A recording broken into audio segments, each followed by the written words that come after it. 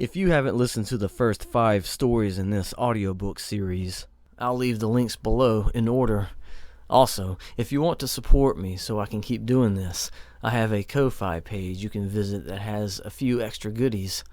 And if you enjoy my stories, my website features all of my printed novels and ebooks. The links on there will take you to Amazon.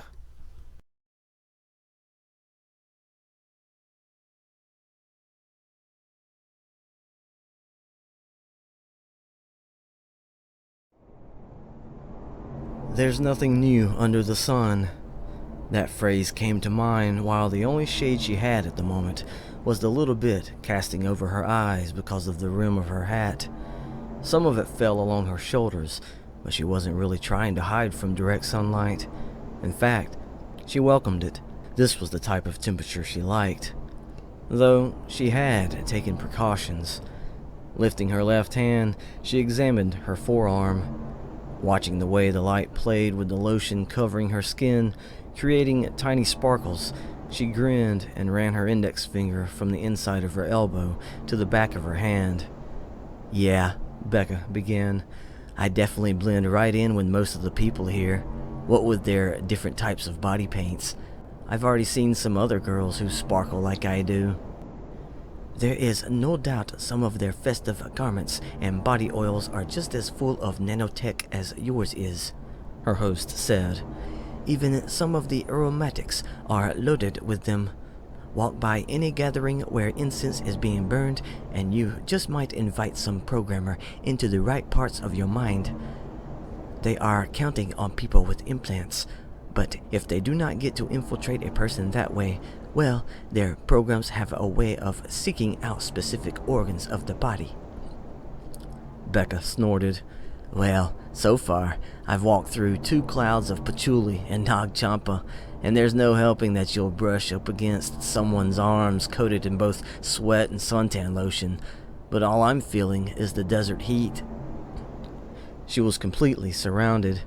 People were decked out in all colors, whether they were wearing funny-looking caps, baggy slacks that ruffled with the breeze, nylon vests without shirts underneath, puffy sleeves attached to form-fitting unitards with varying patterns zigzagging across them, or dotting them like splotches of paint, or costumes that had Bekka thinking they were LARPing some retro fantasy characters. "I would not worry," her host said. "Your defenses are sound, and the most you would get from any of it is sudden arousal." Grinning, Bekka said, "Yeah, I've heard of those. A specific trigger that causes elevation of one's sexual urges." Her host sighed. "Anyone coated in the stuff purposefully brushes up against someone they hope to coax back into their tent or motorhome." It wasn't like anyone needed help being enticed by someone here, Bekka thought. The heat alone was enough to persuade anyone present to wear as little as possible, and with all the ornaments people wore, they were constantly advertising themselves. A lot of the girls had braids woven into their hair. Those with shorter hair had theirs either standing up straight like needles or poofing out to resemble afros. Whatever the style, Bekka wondered if any of them had restricted themselves to their natural color. The hues were too bright or too right on the nose. Then there were those with dueling colors, which were outdone by those with 3 colors. Putting them all to shame were the ones with cascading colors starting from the roots and flowing toward the tips. It didn't stop there, however.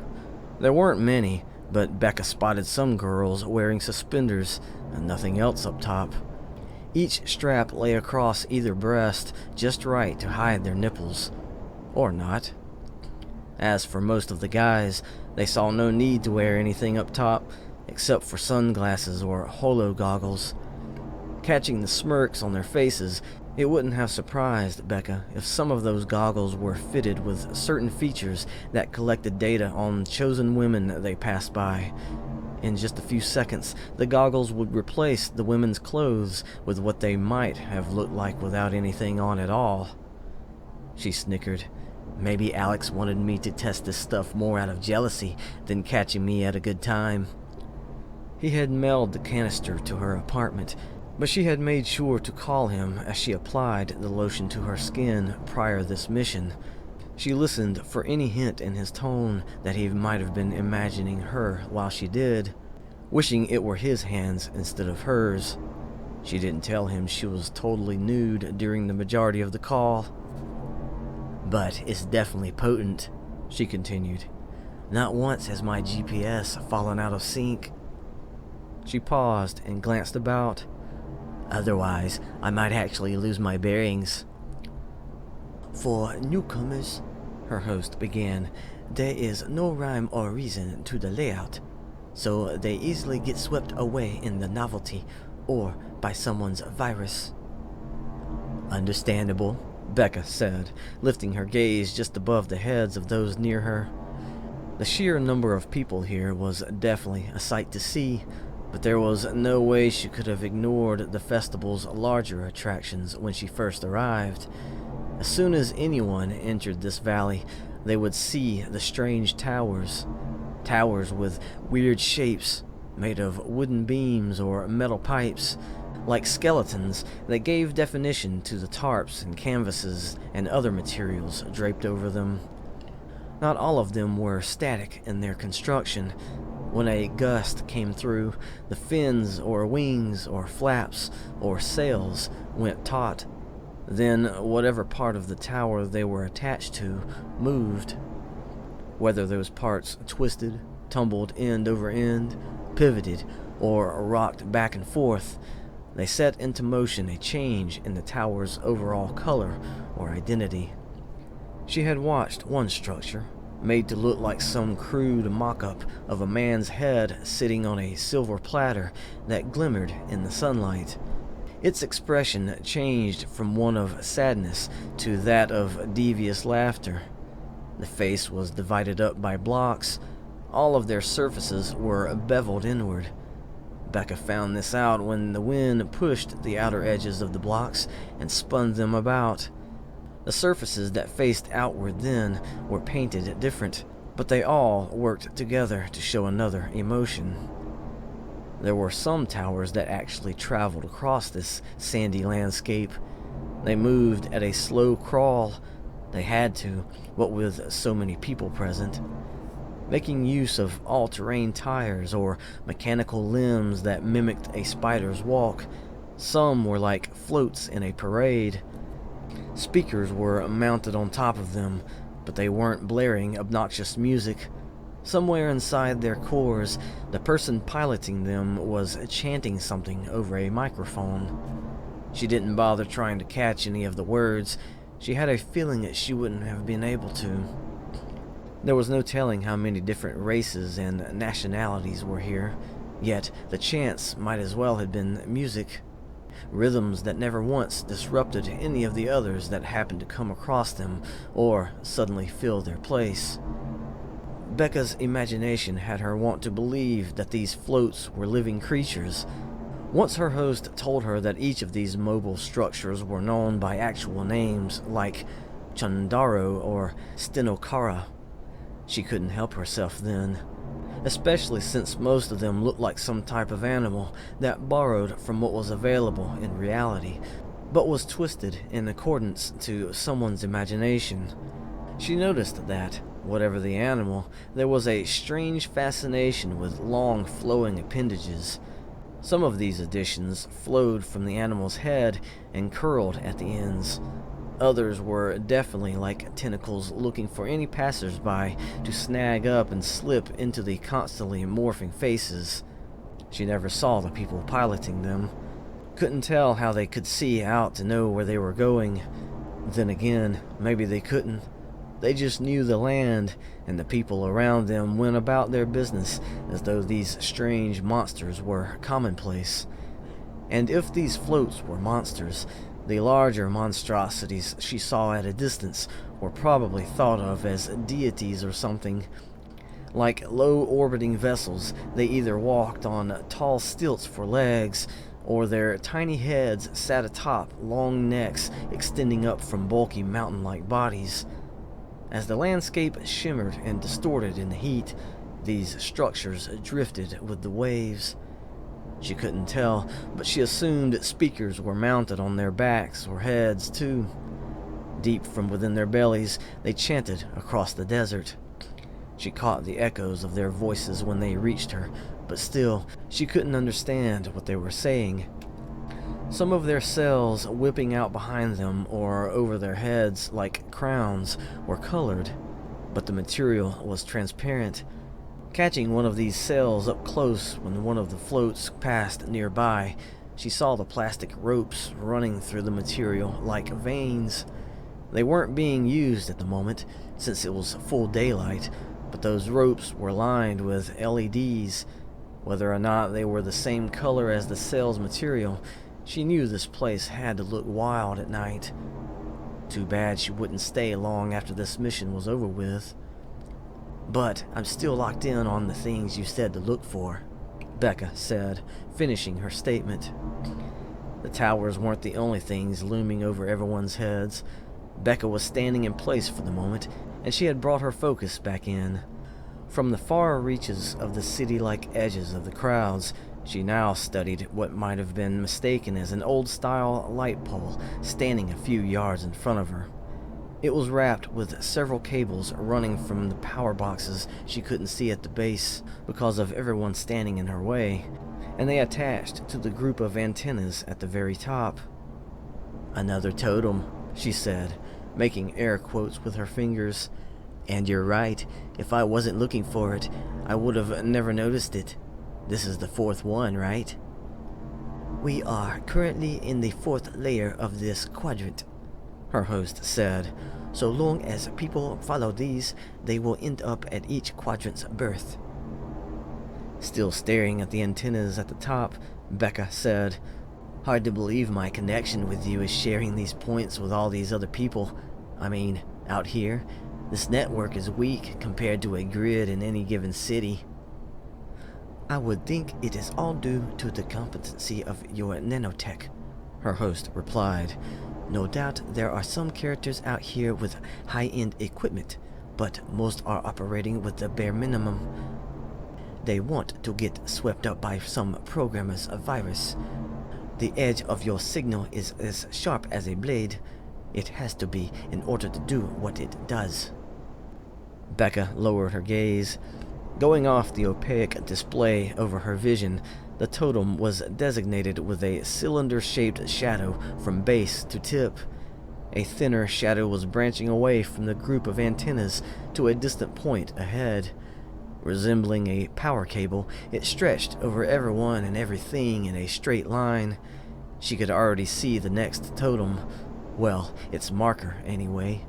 Despite what was in front of her, the cylinder-shaped shadow coating that next pole was in the forefront of her vision. Between her and it, however, other than people, were more structures. "Looks like I'll be cutting through more private lots and side doors," she said, remembering what her host just said about her implants, and started forward. "Yes, and the owners are counting on it," her host said. "Heh, obstacles everywhere," Bekka offered. "Hardly anyone spends their days here completely sober," her host explained, "except for those who are prepared like us." Weaving through the traffic of sweaty bodies, she reached an actual metal fence. It stood at chest height, but she never slowed, gripping the top railing while bringing her left foot up. She was wearing sandals, but she was able to poke her toes between the wiring and push up as she pulled with her arms. Her momentum didn't stop as she hopped over and landed in among a collection of CO2 tanks on the other side. Under her feet wasn't the sand of the desert, but the wooden planks of a squatty trailer. Its left side was running parallel with the fence, but the CO2 tanks were aligned in rows down the length of both. She had landed in the narrow space running through its middle. The shack that used the containers was to her right. The front of it was facing the other way. To her left was a small truck to which the trailer was hitched. In order to save space, she assumed, the owner had tucked the vehicle between the fence and a large group of metal storage pods gathered a short distance behind the shack. At the moment, the ends of these pods had been removed, showing the empty spaces inside. The closest one was positioned across from the coupling between the truck and trailer. Bekka could see all the way through it. Some dude had set up camp near the other end. With a futon and blanket spread out beside him, he sat on a fold-out chair. Having placed the back of it against the inner wall on the pod's left side, he was facing the shack. So he noticed Bekka when she landed on the trailer. Giving no greeting, he just stared at her while slowly exhaling a cloud of smoke. The cigar between the index and middle finger of his right hand might have been normal, or it could have been full of nano machines. Some of the gray smoke had gathered along the ceiling of the pod, but most of it was drifting out the other end and dispersing into the air. Bekka wondered how potent the nano machines could be, if there were any at all. Surely he wouldn't be wasting them just like that. Then she figured there was an invisible fog of nano machines covering the whole festival at this point. There really was no escaping them. So for now, the guy at the end of the pod waited to see what she was going to do. Little did he know, she had already devised an alternate route. Studying the back of the small truck, its tailgate was up. She darted her eyes from it to the top of the pod. Then she trotted down to the front of the trailer, hopping onto the railing with her right foot, hopped over the hitch, and landed on top of the tailgate with her left foot, and then pivoted toward the pod. Taking one more step, she launched herself from the back corner of the truck and reached up, snagging the top edge of the pod. Letting her body swing inward, she chose this moment to smirk at the man at the other end, and then she pulled herself up. Once she was on top of the pod, she adjusted her sun hat and strolled across the metal surface. Before she stood over the man below, she was already getting a view of the lines of rusted metal. Food stands and shacks selling liquid refreshments and such littered the valley, but the one element that stood out from everything was what she understood to be the foundation of this festival, literally giving this space its shape. There were hundreds of vehicles parked everywhere. At first glance, they all looked run down, as though they had been here for years, and the desert sands were slowly taking them. When she knew what they were, however, she smiled in appreciation. Rat rods. Nothing but rat rods of whatever shape and size their owners could manage. Arranged almost bumper to bumper and in pairs, but there was enough space between them the passengers could enter or exit. For now, they built winding, bulky lines across the valley. "I suppose if you wanted to," her host began, as she now stood above the man with the cigar, "you could follow these vehicles and eventually end up at the center of this quadrant." "You talking about how they're all facing the same way?" Bekka asked, just now noticing this about them. "It does not matter where they are," her host answered. "They are all facing away from the outer edge of the festival, and no matter the patterns they make, all of them lead to one of the Desert Fathers." Noting the line nearest her, she followed it with her eyes, observing how any of the other groupings that came close to it sort of worked with each curve, creating their own paths. Sometimes they would intersect, but eventually they converged to a hazy point in the distance. Was that a bunch of smoke, she wondered, or just a... "If you were to look at this valley from the air," her host continued, "you would see all the patterns. Even the food trucks and mobile homes fall into this setup." This was more like it, Bekka thought. Being on a higher level, she could see a lot, and could almost believe like so much else was now available to her. If she could get away with it, she'd run along the roofs of all the vehicles and make her way to the center, but she was pretty sure that wasn't allowed. Yet, to be able to hop onto the heads or backs of the floats or towers and make her way across the festival, oh, if she could. And there she stands. A voice spoke below, low and guttural, poised but not resolute. Bekka squinted and then lowered her gaze. She could just see the guy below. Well, his left shoulder and arm, even his left knee and foot. Any more of him was hidden in the thick smoke. She smelled it as soon as she reached this spot. "Not too timid to ask for advice," he continued, "yet not too trusting of the advice." He then chuckled. "Ignore him," her host said, and she leveled her gaze again. "Or perhaps," the man added, "she would rather receive advice vicariously, which is okay with me." She meant to focus on her route off of this pod, but then she caught what the man just said. "It's the same for everyone here, really," he said.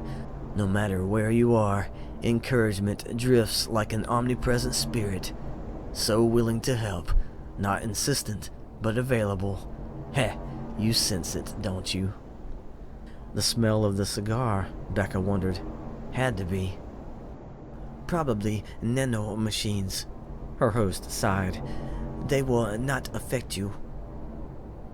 Bekka grinned and glanced over at the pod to the left. She turned that way, trotted to the edge, and hopped the short distance to it. "She frolics among the angels in second heaven," she heard the man say. Just before she jumped down, he added, "Where the spirits have been raised, she gets a head start on many others."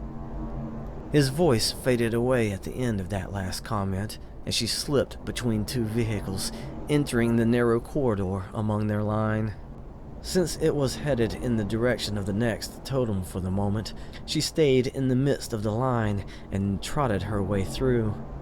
Outside the vehicles, on either side of her, the people gathered in large groups or moved about like horizontal raindrops, never hitting the ground.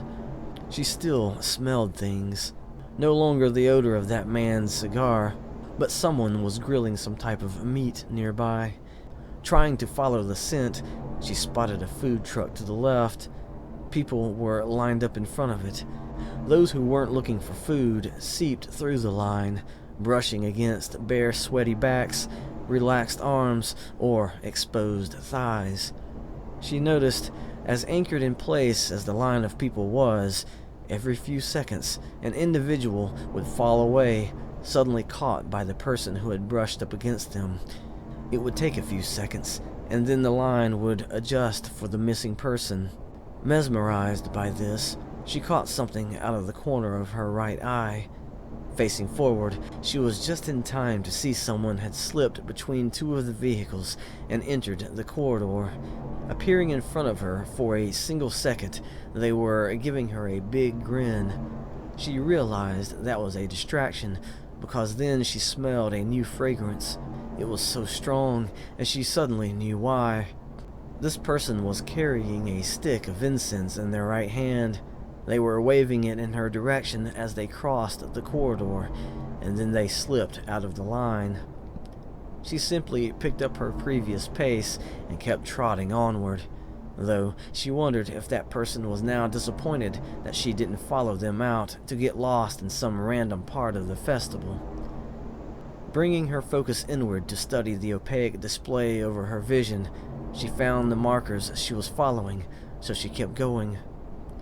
A few vehicles ahead, there was a group of men standing along the left side of the line. Noticing the path started to curve to the right, she decided to slip between those vehicles and mutter an apology to the group of men. Their conversation paused as she passed through, but just before she was out among the masses again, she heard one of them mutter a single word in her direction, something like, "Maypop?" But it had been delivered as a question. "A code word," her host said. Bekka snorted, feeling their eyes on her right before she was erased by the flow of bodies. She wondered if it was the dark blue sarong hanging from her waist or the matching bikini top that had caught their eye. "They either confused you for their contact," her host continued, "and expected you to return their greeting, or they hoped you were so full of nanomachines they would trigger some response in your senses." "They were standing together on purpose, too," Bekka said. "Each of them was running their own individual scavenger programs, but proximity to one another boosted their signals and created a sort of net to snag their prey. But we are too cunning, it seems," her host offered. She was headed right for another line of rat rods, but since she didn't want to deviate from her path, she entered their collage of sarcasm and appreciation of all things dated, and weaved her way through to the other side. "So, how do they decide on how to park themselves?" she asked. "There's some rules they all get before coming out here?" She was marveling at a row of large metal spikes running down the hood of one of the vehicles. A certain dystopian movie set in the deserts of Australia came to mind, Vikings in the desert, but in light of the apparent hippie vibes, she figured everyone here just wanted to party from sun up to sundown. "Something like that," her host answered. "Most of these people are repeat visitors. They remember how things were the times prior, so they repeat them like they are some type of tradition. Newcomers catch on and find their place, and when they come back the next time, they find their place again. It is only the colossi and goblins that change and move about every year." Bekka snickered. "Colossi and goblins? You mean the large moving structures and floats that pass through the crowds," her host responded. "I gotcha," Bekka said. She was walking past another rat rod that badly wanted to look like an old locomotive engine, smokestack and cattle guard included. "So, wait, does everyone always arrive at the same time every year? What if someone at the front of the line gets here later? Does someone leave a gap open for them or something?" "You have to consider that this festival is a lifestyle for most of these people." Nope, got it wrong. "You have to consider that this festival is a lifestyle to most of these people," her host answered. Bekka stepped out of that line of vehicles, glanced up to reassure herself of the shadow marker's location in the sky, and then kept walking forward. "Whether they have cyber implants or not," her host continued, "the sludge of programs running around in the air embeds some random cocktail onto their minds. While they go about their lives, the festival adds itself to their schedule. So once it is time, there is no question. They are compelled to come back. You can almost say they are programmed to show up at a certain time, by whatever means they did before, locking themselves into place, thus satisfying the program they may or may not know about." With all the random movement going on around her, Bekka noticed when two guys were running together a few feet ahead. Their almost synchronized effort forced her to focus on them then. She slowed her pace, seeing that one guy was actually running backward. They were facing one another, and once the space between her and them cleared for 2 seconds, she saw why. They were carrying something between them, some type of... She stopped when they aligned themselves with her and stooped down. Placing the object on the sand, they held it in place and kept looking her way, eyes and smiles wide. She didn't want to believe it at first, but there in her path now was a miniature set of stairs. Clashing with the tanned color of the sand, the whole object was purple, save for the gritty strips running along the front edges of each step. Made to look like those strips to aid the grip of a person's shoe for safety, but Bekka knew what they really were. She didn't need her display to warn her of them like it was. "I guess I do not need to explain it then," her host offered. Bekka smirked. Nah, it's fine. Then, to the delight of both guys, she continued her stroll right for the little stairs. It is almost comical how many of these devices you will find at the festival, her host said, just as she placed her foot upon the first riser. The first 2 steps are real, but however many you end up taking afterward are all in your head. Taking the second riser, Bekka heard the 2 guys giggling to themselves. She saw them bouncing up and down in her peripherals, but as soon as she stepped off that last riser and stood upon the sand once more, their giggling stopped.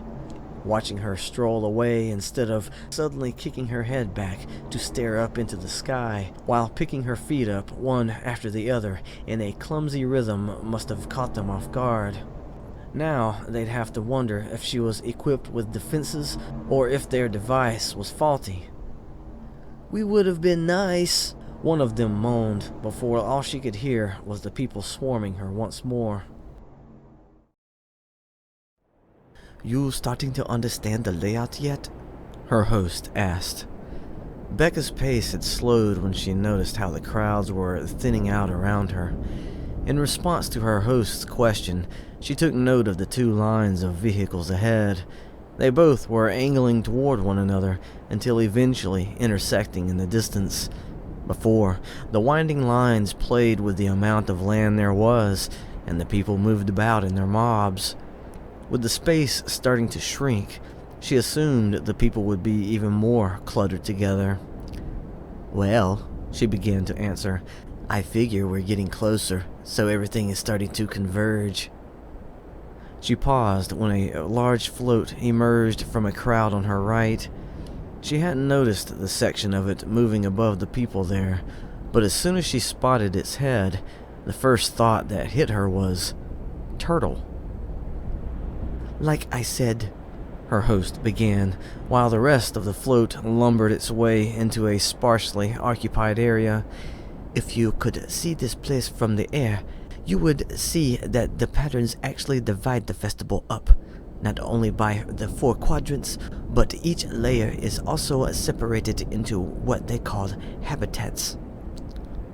Bekka snorted. "Habitats? Like for animals?" Her host chuckled. "You can certainly see them as such. Think of the lines of vehicles as cages, and the goblins and colossi are animals."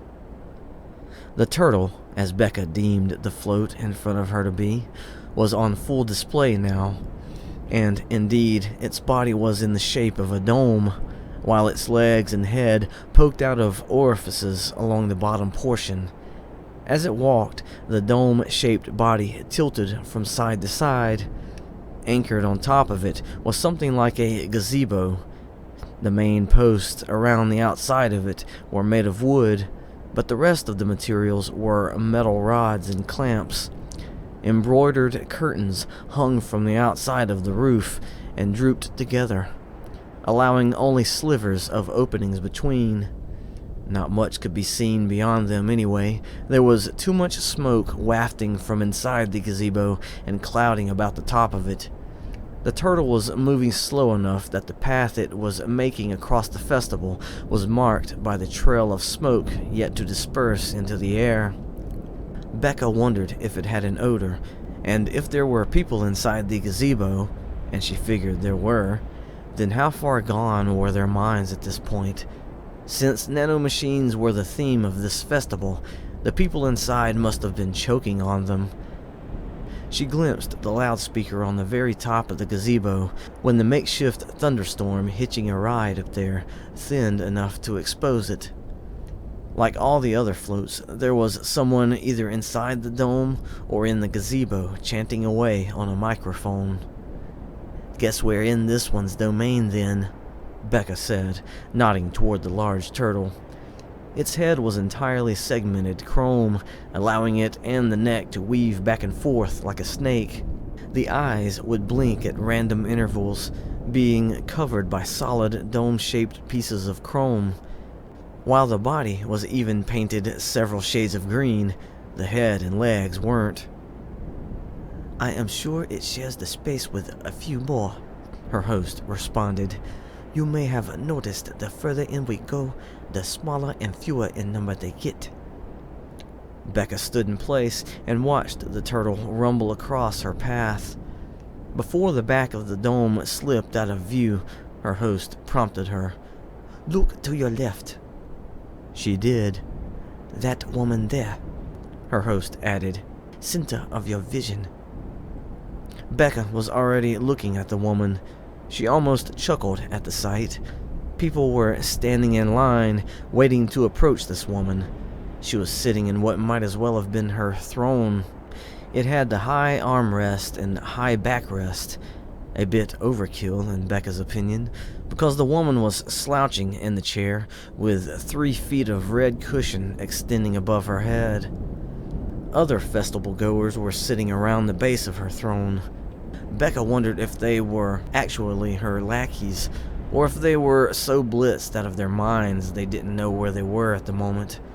Some of them were leaning against the sides of the throne. None of them even acknowledged that they were aware of the person who approached the woman seated upon it. Their expressions never changed. They had that 30-yard stare. Meanwhile, the woman wasn't much different. It was almost as if the people around the throne might have taken turns sitting in it. She was dressed just as raggedy as they were. At least, Bekka thought, the expression on her face looked like she was a bit more cognizant. She shifted her focus to the person that stood before the throne. She was waiting for them to kneel or something, but they remained standing as the woman extended her left hand. Not to greet the person before her, Bekka figured. Yet the person took another step forward and reached to take her hand. "Watch this," her host said, and Bekka did. The person leaned forward as though to kiss the back of the woman's hand. Instead, they opened their mouth and extended their tongue. Slowly, they licked from the middle of her knuckles to the top of her wrist. Then they backed away, and she brought her hand to the armrest once more. That person walked to the left of the throne and continued on. "Psh," Bekka responded. "Keep watching," her host said. Then she added, "Not the woman. The guy that just licked her hand." Bekka ignored the next person who stepped up to the throne. When she targeted the guy that just visited the woman, she couldn't help but notice other people ahead of him. They were acting, well, a little stranger than what she'd witnessed so far from the inhabitants of this festival. "Notice something different over there?" her host asked. It dawned on Bekka as soon as her host asked the question. "There's a lot of space, right?" her host said. There were people beyond the throne, but they weren't exactly grouped together. However, people walking about the festival kept their distance from them, like they were being designated for something. Bekka saw the people wiggling about or convulsing in place. It wasn't dancing. None of them were adhering to a single rhythm. There wasn't any music anyway. Some of them were on the ground, writhing about and kicking up clouds of dust. If they were hollering or making any weird noises, she couldn't hear them over the sounds of the surrounding crowds. "Are they," she began, "like tripping or something?" "People actually refer to it as a ritual of sorts," her host said. "Pfft, figures," Bekka responded. "The woman sitting there," her host continued, "she is known as Madame Zaggy. People come to her to participate in the ritual. You probably cannot see it from here, but there is a line of code tattooed on her skin. People who lick her hand have taken a pill called the Zag, which they bought from a certain merchant on the other side of the festival. They treat it like a mini pilgrimage coming to meet her. They take the pill but do not swallow it. When it dissolves in their mouth, nano machines are released. They react to the line of code, triggering their convulsions or whatever. That opened space there, it is known as the Za space." "But they don't actually die from it," Bekka said. Of course not, her host snickered, but they get bragging rights because they go through with it. Is that right? Bekka said, turning to walk away, averting her gaze at the last second. Finding the shadow markers in her vision, she continued forward. For what? Looking like wannabe tribal warriors or something? Remember the program that gets embedded into their brains? Her host asked. The whole ritual is nothing more than their bodies reacting to a program being downloaded into whatever implants they happen to have. Seriously, Bekka scoffed. Believe it or not, her host responded. A program for what? Bekka asked. No one is really certain, her host answered, because those infected with it either never want to give it away, not wanting to spoil it for those who have not participated, or they really do not know. But from rumors that are bound to spread, the program simply makes them more susceptible to the fog of nanomachines in the air, thus cranking their drunkenness up to 11 while they are here. So, Bekka thought, no great desert mystery, just encouragement for intoxication, plain and simple. Hey, but if you think that is something, her host added, check out what is happening to your right. Having been honed in on the growing shadow marker of the totem still waiting in the distance, Bekka blinked and looked to her right. Once more, her pace slowed, since she couldn't help but want to take in what was happening. There was no designated space this time. People who weren't involved were bobbing and weaving through the people who were captured in some other type of program. Quick observation told Bekka there had to be more than 20 of them, perhaps 30. Even though they weren't given space, their synchronized movements carved a portion out of the crowds for them to operate. Yes, in complete contrast to the previous ritual, these people were moving to some rhythm or song only they heard. Being equal distances apart from one another, maybe even forming lines, they stepped as one, twisted as one, bent low as one, and then straightened into another showy posture. They were facing away from Bekka now, but seconds ago she caught some of their expressions.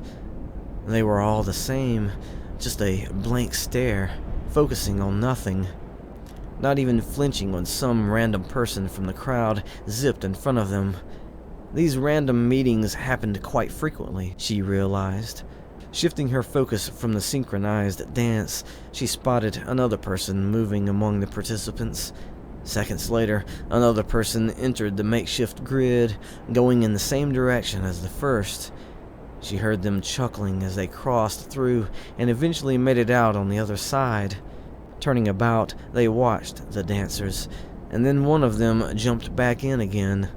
This person paused when they had to, lurched forward when they saw a chance, and then wove their way through the dancers until making it out on the other side where they started moments ago. A game, she thought. They're making sport of these people, gasping with laughter whenever they had to duck underneath a person's hand or entire arm sweeping in their direction. These two guys weren't the only ones. Another man was bouncing his way through the dancers, humming to himself. With his own arms slightly spread and the way he was staying on the balls of his feet, he was making up his own little dance.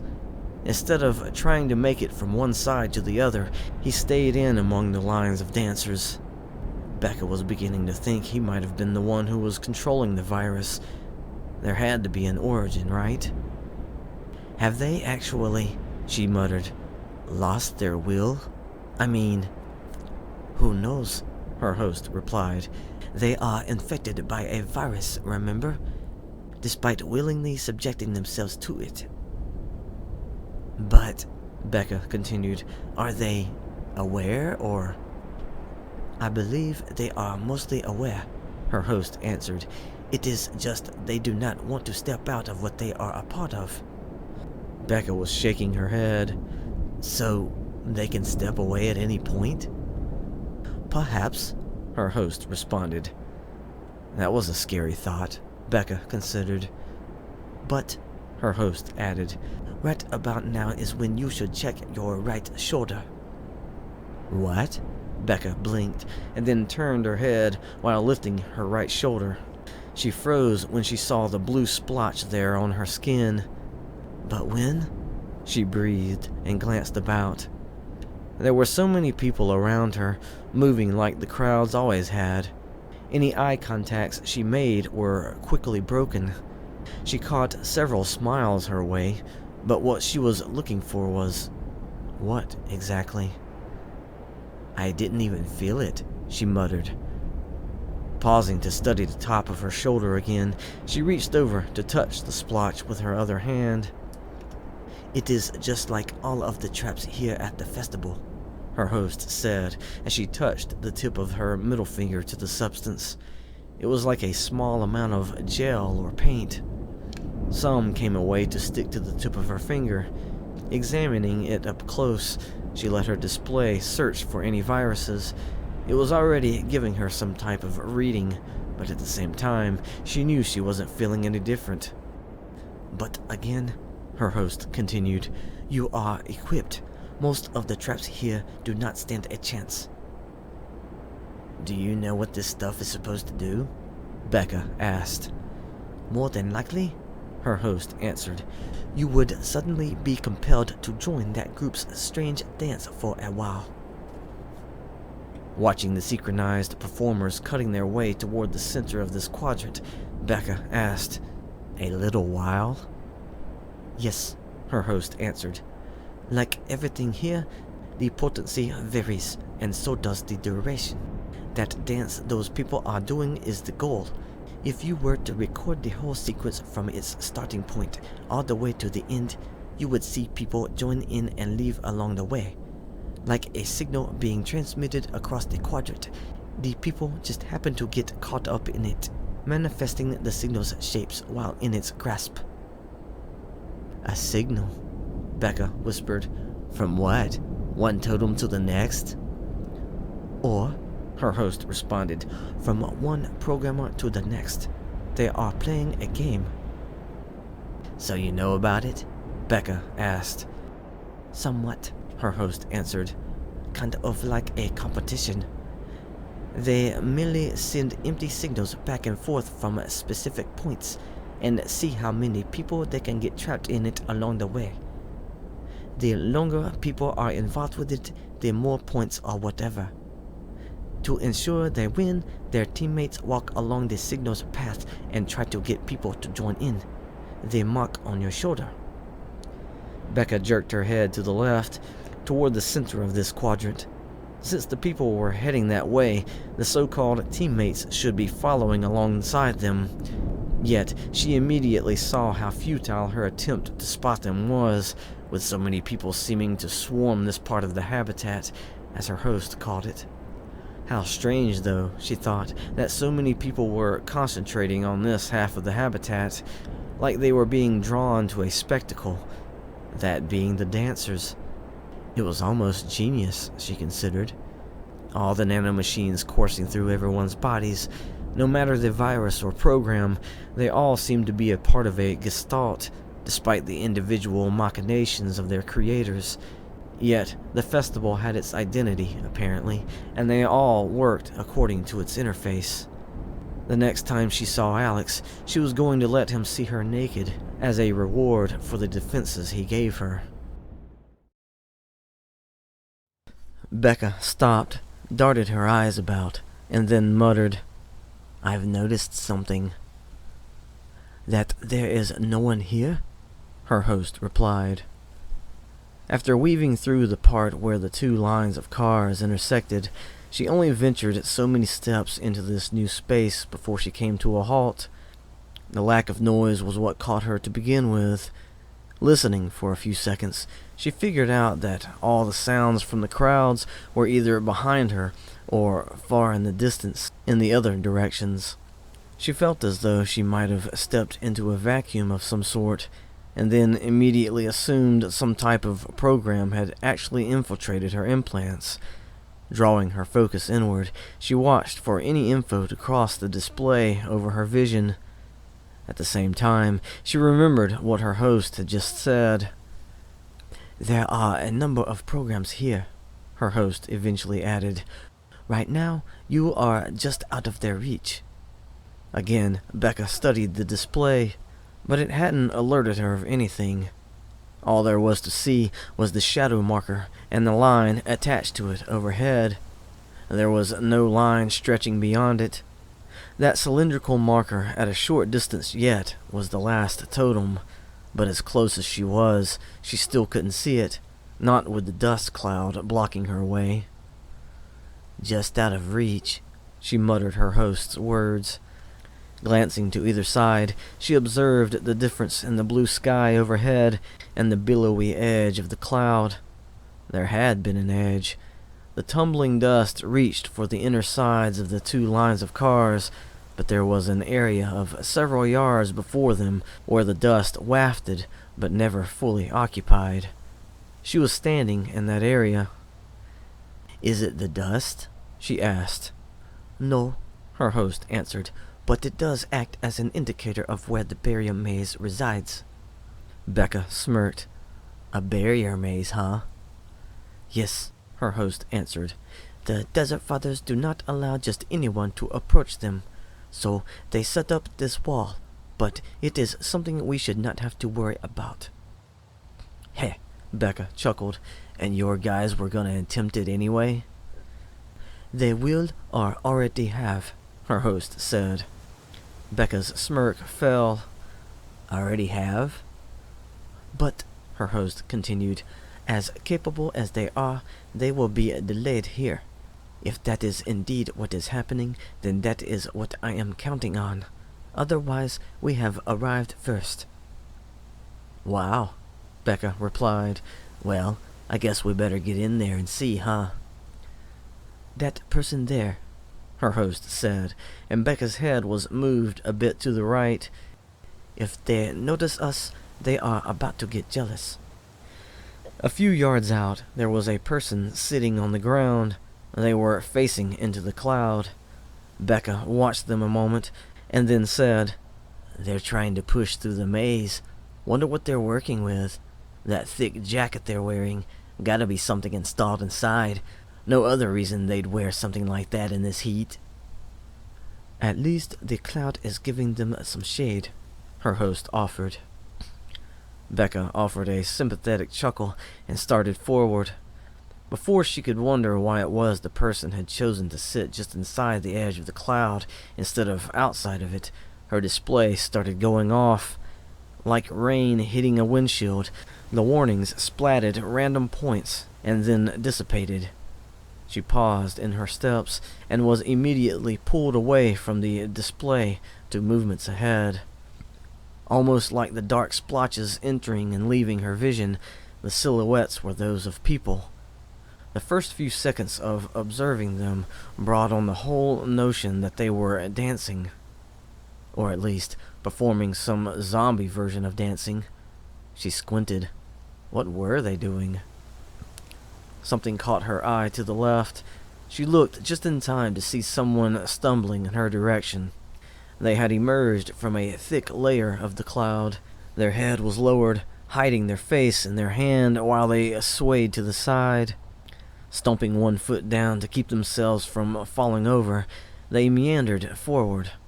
In one quick motion, they flung their free hand upward, and Bekka heard a hissing sound as she saw the space above the person darken with what looked like tanned smoke.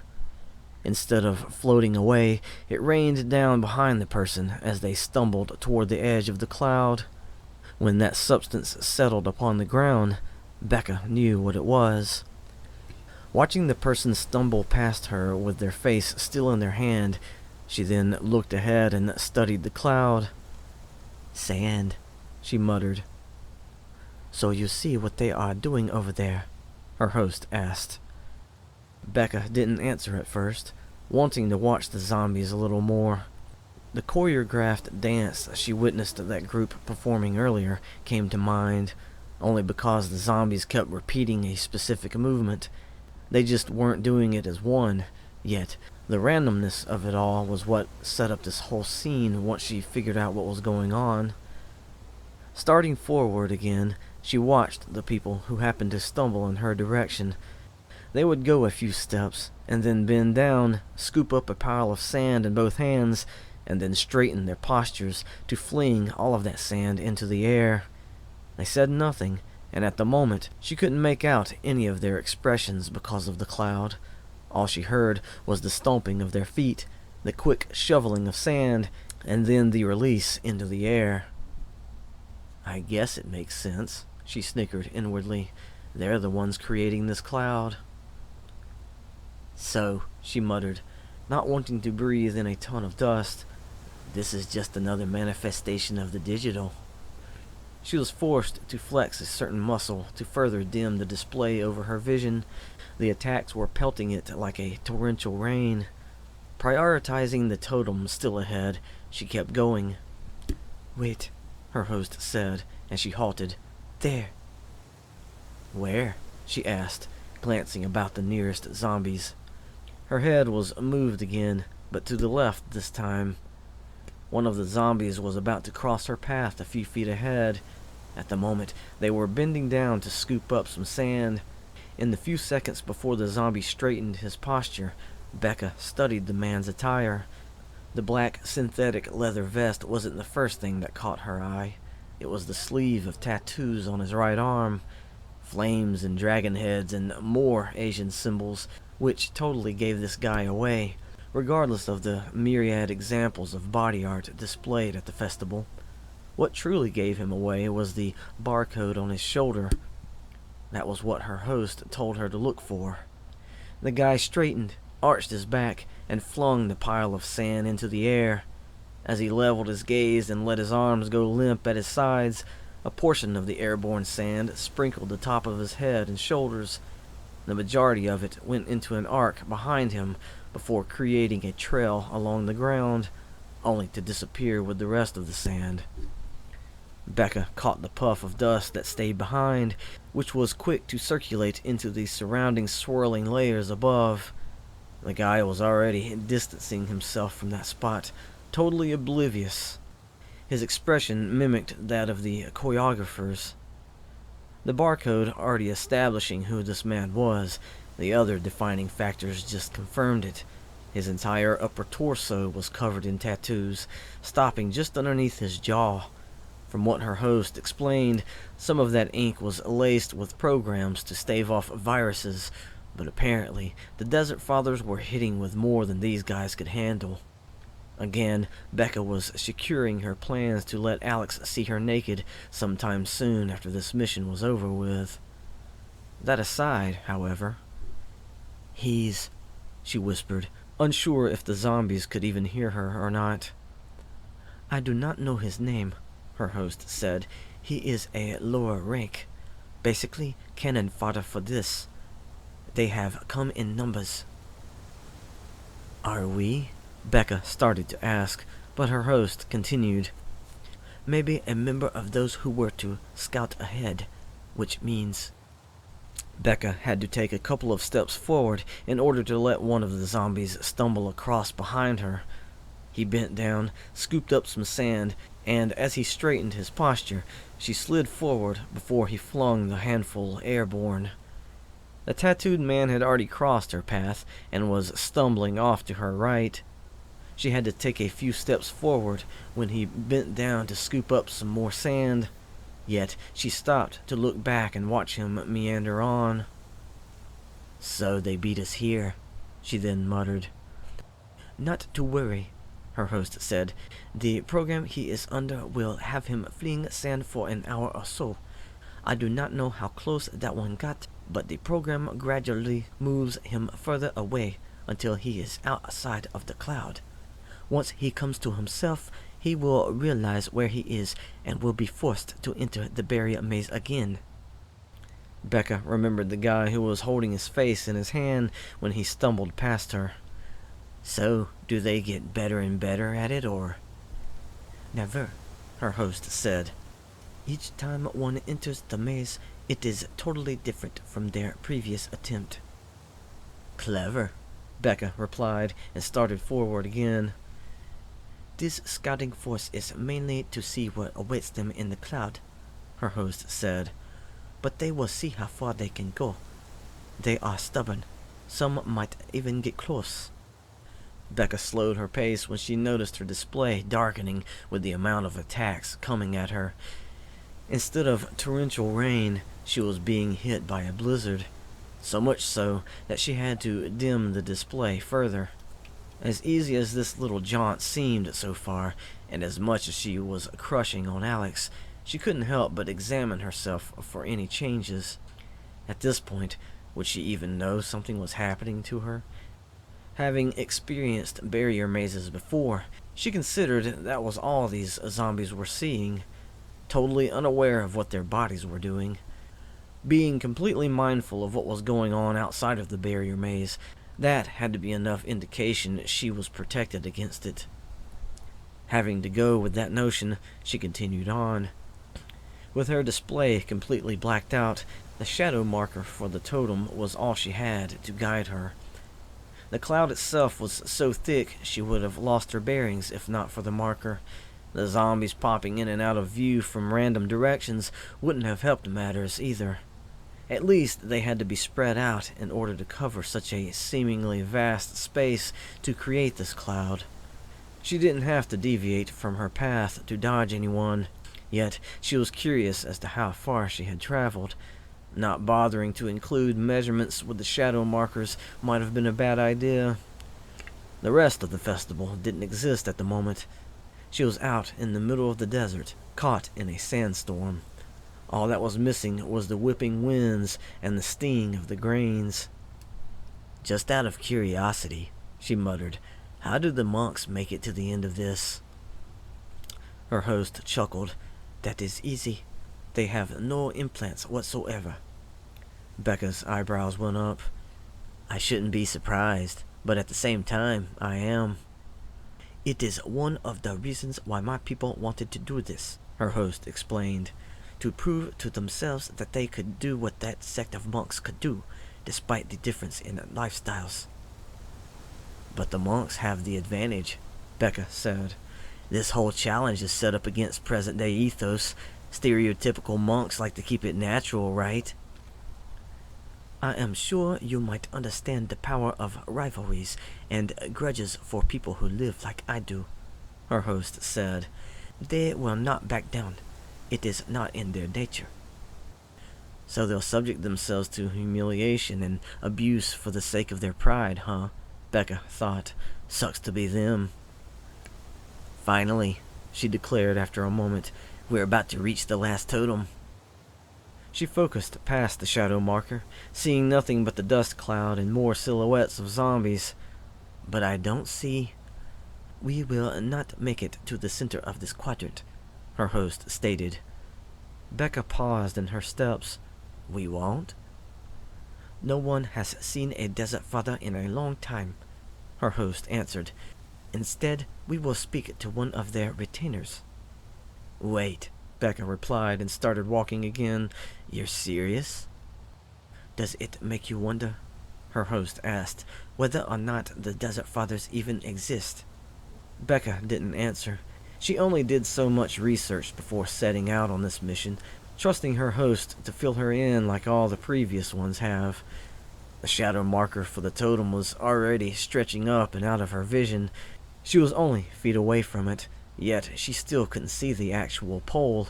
The swirls of dust darkened and thinned like chaos. She stopped herself a few times from extending her hand out in front of her to feel for something she might bump into. As soon as she noticed something solid among the dusty eddies, her eyes focused on it. Right there, just to the left of the shadow marker, near its base. Whatever this object was, it wasn't moving. A couple of more steps forward, and her attention switched just that little bit to finally take in the totem. Like a solid black line among so many tanned motions, she got the anchor she was looking for. It, along with the small object near its base, defined a bit of depth in her perception. About to congratulate herself, she was thwarted by her host's statement. Another one. Shifting her focus from the totem to the smaller object, she paused and took in the details now available to her. This wasn't another zombie. Then again, maybe it was. The person was just sitting there, their legs folded underneath them. The black vest was the first giveaway this time. Then she saw the tattoos. "He made it this far," she whispered. Because he was facing forward, she wondered if he was doing the same thing as the person just outside of the cloud was doing. "Is he stuck?" she asked. "I believe he is captured," her host answered. "The barrier maze?" Bekka asked. "Worse," her host answered. "He tried to breach the firewall." Bekka looked ahead of him, seeing nothing but endless cloud. Yet, since this was the last totem, she wondered what was at the top. "Like I said," her host continued, "we will not reach the Desert Father, but we will go the distance this man could not, and meet the retainer." "How much distance?" Bekka asked. "You will stop when you see the wall of vehicles," her host answered. Bekka recalled the two lines of rat rods intersecting and then branching away from one another to enter the cloud. Assuming they curved back inward, apparently, they met at the center of this quadrant, where the Desert Father was supposed to be. "A wall, huh?" she muttered, and stepped past the tattooed guy and the last totem. "Walk slow," her host said as she paused. "Take small steps." Bekka eased her right foot forward, stopping it when her heel was just ahead of the toes of her left foot. Pausing again, she peered ahead, trying to see something through the haze. It dawned on her then that there weren't any zombies around. That fact should have made this part of the quadrant less stuffy with dust, yet the consistency remained the same. Trying not to blink, but forced to because of the tiny grains swimming before her eyes, she stared ahead and slipped her left foot forward. Placing that heel just ahead of her other toes, she waited to see if anything would reveal itself. When nothing did, she slid her right foot forward again. No change. No sounds either, except for the constant sprinkle of sand. Slipping her left foot forward, watching the view ahead, her host's voice startled her. "There!" Jolting, she then froze. She must have blinked, because now the change in color ahead was unmistakable. Standing still, trying not to blink against the dust, she studied this darker shade. When her host said to look for a wall, she wasn't kidding. She also remembered her host saying it would consist of a bunch of vehicles. Rat rods. She tried to spot the angles and the rounded surfaces, the tires and the bumpers, the glassless windows and strange ornaments. So far, however, all she saw was a wall of rust color. "Stay still," her host said. "We have arrived." Still trying to make out actual parts of the vehicles ahead, Bekka whispered, "We have?" "Yes," her host answered. "Now we wait for the retainer to approach. We have stepped beyond the barrier maze, and are now face to face with the firewall. If we do not attempt to breach it, the retainer will come." "Oh," Bekka said, and then grinned. "Guess we're about to find out if we beat the monk here." "We have at least gotten here before Malcolm," her host replied. "Trust me, I have yet to see him, but I have learned the routine in which he performs his pilgrimage, and even though the specific relics are not being held by the same retainers every year, this is not my first time at the festival either. I know the patterns to look for. This relic is the prize." "Okay, but what about the guys already here?" Bekka asked. "You said the ones we saw were scouts, right?" After a brief pause, her host replied, "I admit I did not expect them to be here so early, but they are few in number. As per the agreement made, the two factions are spread out among all 4 quadrants, trying to get all of the relics." Bekka considered her host's words, and then she muttered with a smirk, "If the other quadrants are anything like this one, I can only imagine what types of traps they're falling into right now." Her host scoffed, "The idiots." Bekka snickered, and the conversation ended. She listened to the sprinkling sand and wondered why she couldn't hear anything happening outside of the cloud. Really, how far had she gone inside this thing? Since she was waiting, she thought to look back and catch the expression of the tattooed guy's face. Confident that he was trapped in his own mind, it was still a little weird to have someone of the opposition right there behind her. Not that he would know who she was. Her smirk returned, and she decided she would have a look at the man's face. About mid-turn, however, she realized something had started happening to the display over her vision just before she moved. Her head angling toward the right, she brought her focus inward and brightened the alerts as the last of them were scurrying to the edges of her peripherals. Her brow furrowed at this.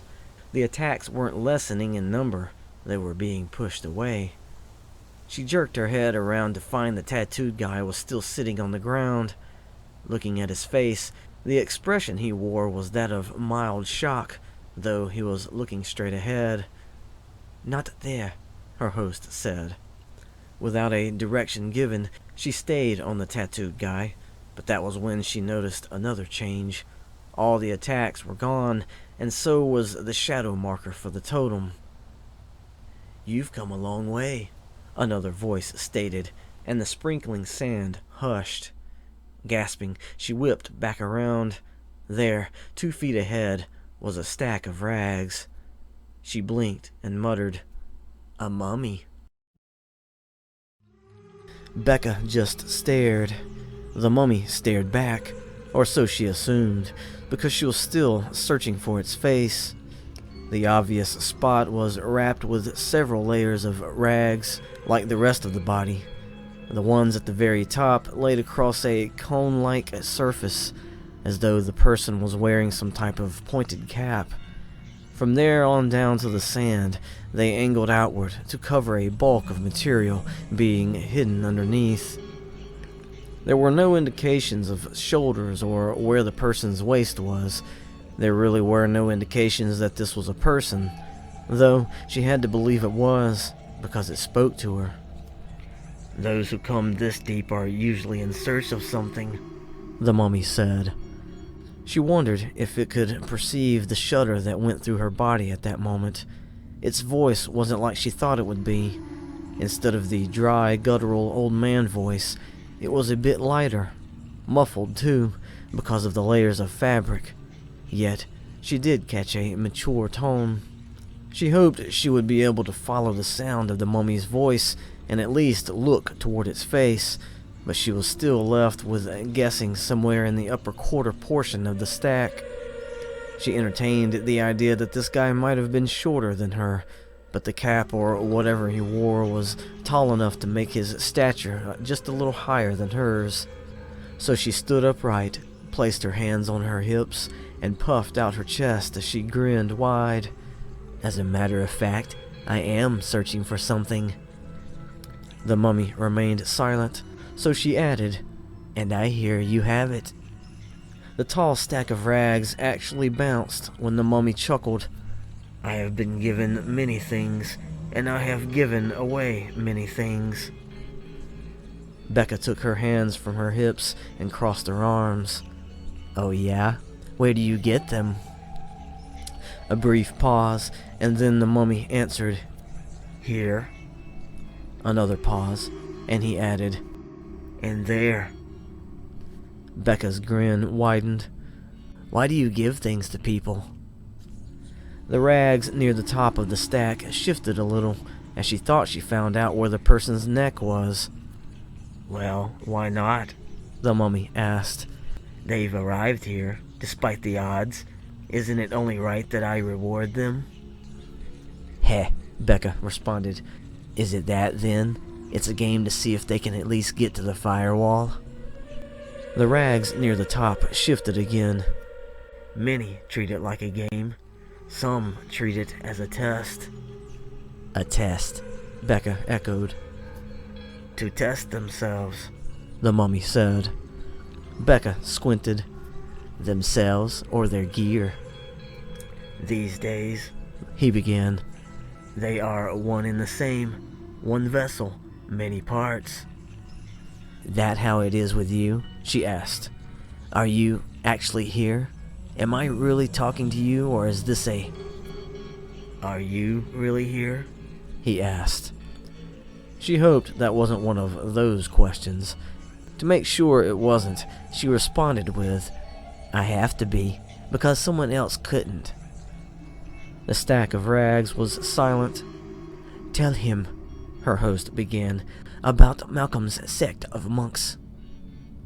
Still proud of her previous response, Bekka said, kind of like, say, a certain sect of monks. Another pause, and the mummy replied, No one can stand in for another here. The one who wins is the winner. So I get their prize regardless, Bekka said. A duel? The mummy asked. Something like that, Bekka answered. And the prize? The mummy asked. Bekka shifted her hip to the right, putting her weight on that leg. So you must be familiar with a sect of monks called the Kagyu. Or is it hard for you to keep up with the names of all the winners? The mummy chuckled. Was that a playful jab? If so, it was hardly necessary, because I do recall that sect.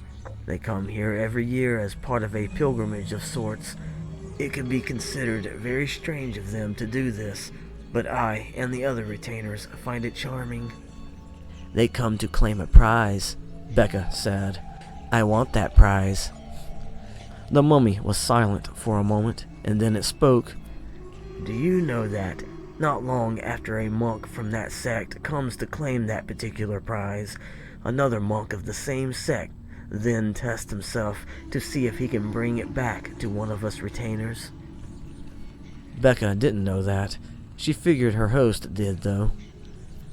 Thus, the mummy continued, it is always the same prize, always changing from one hand to the next.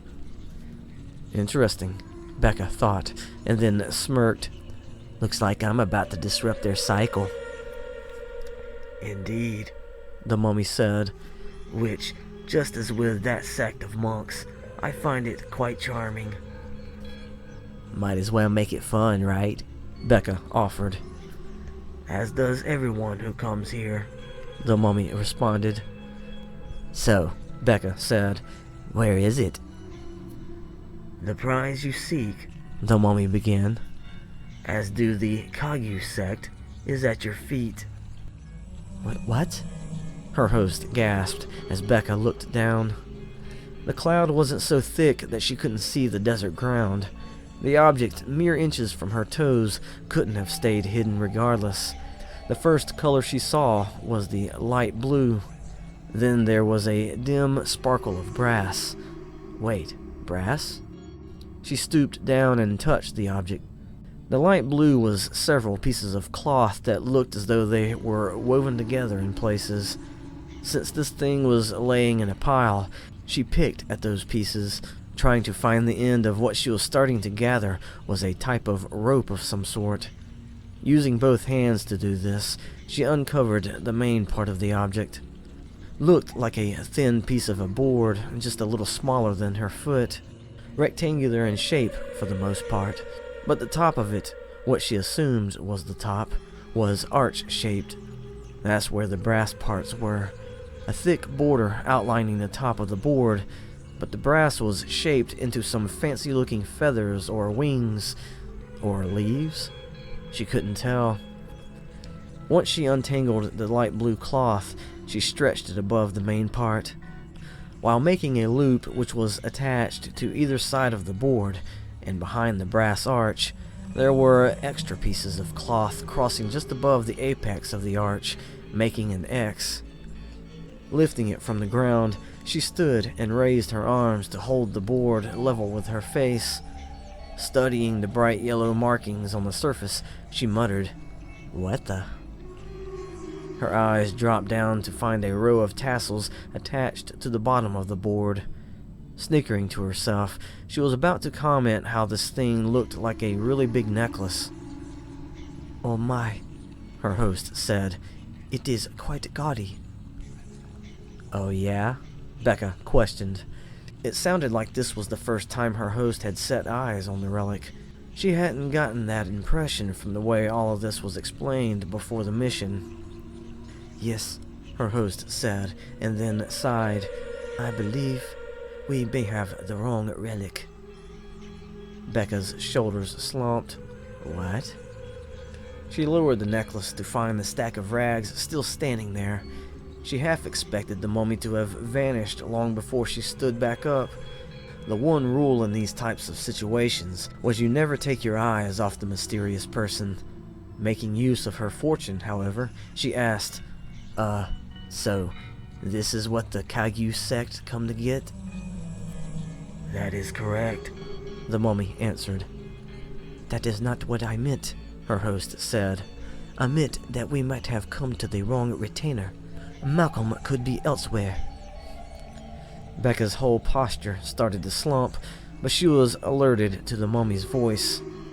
"When I asked before if you were really here, I asked that because you appear to have two different wills." Bekka studied the mummy, waiting for him to say more.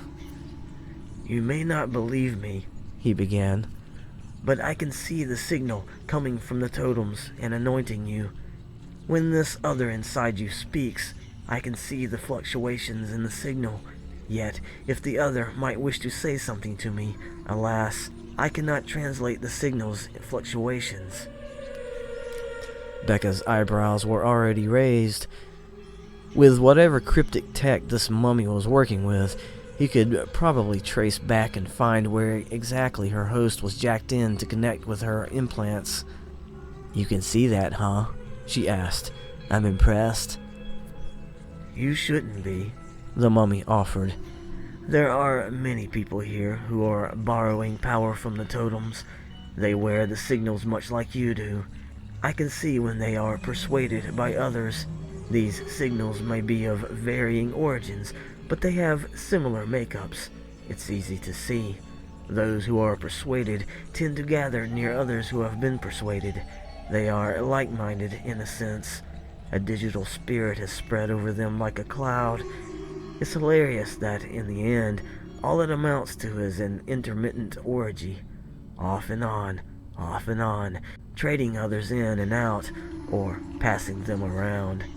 All awash in a trance, forgetting who they are, then perhaps forgetting what they participated in, and the cycle continues, experiencing and forgetting, then searching."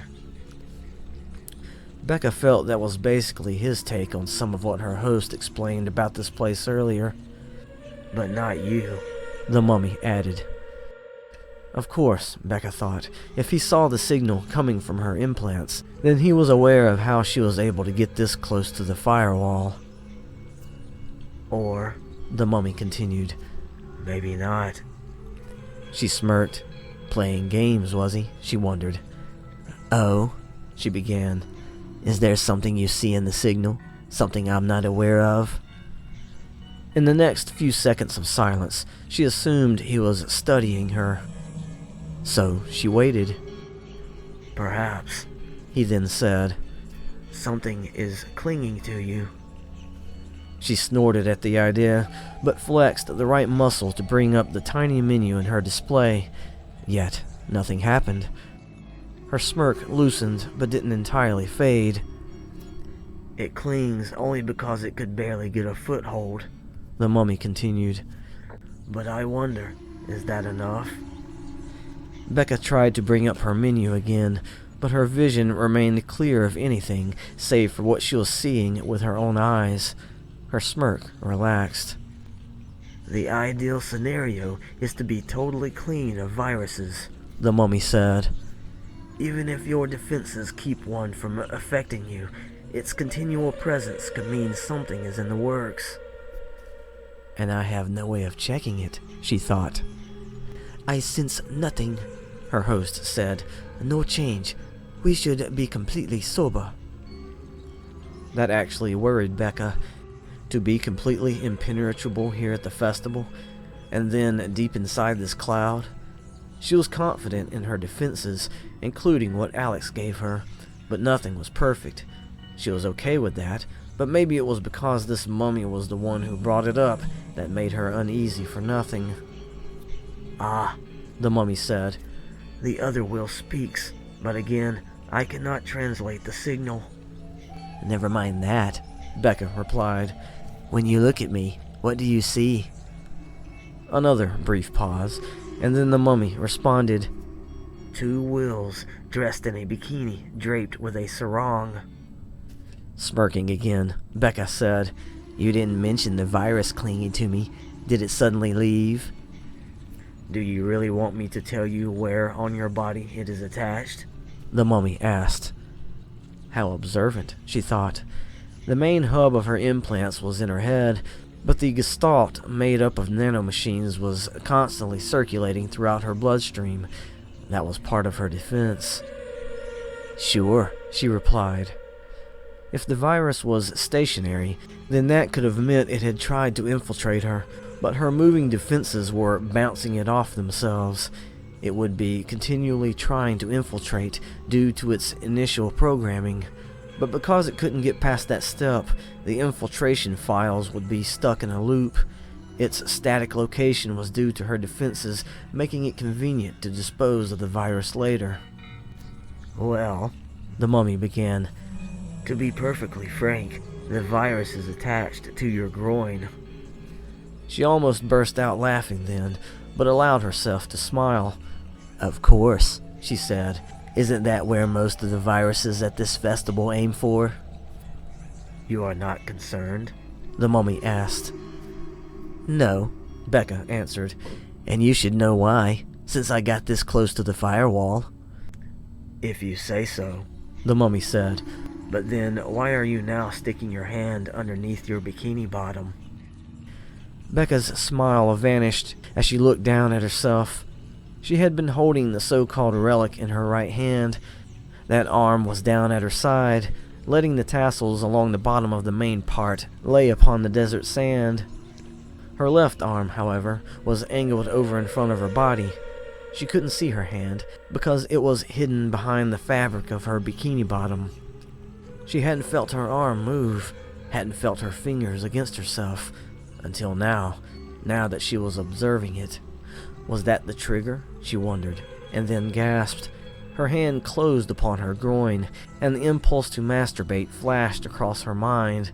She felt heaves rise from her pelvic region and reach her face. Memories of random people she saw at the festival rushed through her mind.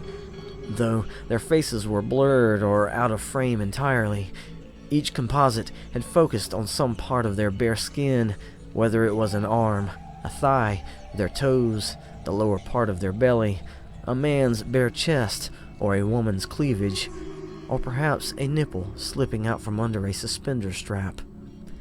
She couldn't extend her hand and touch any of those parts on those people, so she was touching herself instead.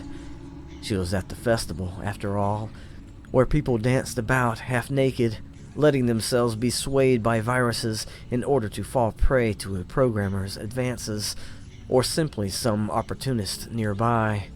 What was the harm? No one was sober enough to note the identity of a fleeting partner. It was all about the feeling, man. Just let go. Everyone is in on it, and no one is at fault. It's an understood agreement. Bond, and then break away without any questions. No obligation. No demands. Just receive and give. Pass it around and pass around. Working her jaw back and forth, grinding her teeth, she tried to move her hand, but it wouldn't respond. Scoffing, she looked up and glared at the stack of rags still standing in front of her. "You're doing this," she grunted. The top portion of the stack twisted to the left and right, and she almost laughed, thinking she had witnessed the person underneath shaking their head in response to her accusation. "It's not me," the mummy said. "As I mentioned before, there is something that barely has a foothold." I am still reading nothing, her host said. I just checked the console. My vitals are clear. Her host wasn't lying.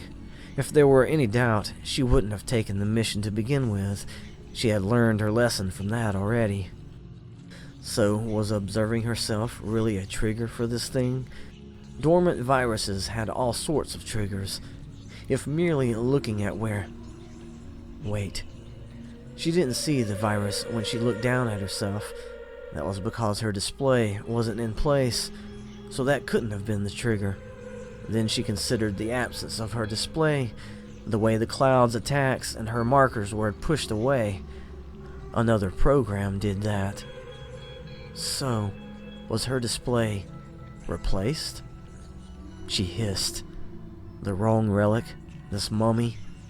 Was this an attack from the tattooed guy behind her? Targeting the mummy, she snickered. You're not really here in front of me, are you? Looking down at the relic she was carrying, she added, I'm not actually holding anything, am I? Huh, the mummy responded. It sounds like you have to ask yourself if you're really here or not. Want me to take over? Her host asked. Let me try. Right, Bekka thought. She and her host were connected, but there was a certain separation that could work to their advantage. Yes, she grunted. Go ahead. The feeling in her left arm came back as a wave rolling from her head down to the tips of her fingers. That extra something solidified in all her muscles, and then her breathing was no longer her own. She broke into a wide grin, and her eyes narrowed when she fixed the mummy with her gaze again. She giggled, pulling her hand from her bikini bottom, and wrapped both arms around herself. At the same time, she bent her right knee, closing that leg against the other. Ah, the mummy said. So this is the other. Bekka bit her bottom lip as she untangled her arms from around herself. Turning her attention to the relic as she lifted it, she put the main piece eye level again. With her left hand now in her control, she reached up and poked at the wooden surface, watching the relic swing back and forth as a result. I am seeing it through the new display, she cooed, if that is what is happening. Oh, the mummy responded. A different accent as well. How interesting. She fixed him with a questioning glare. Do you recognize it?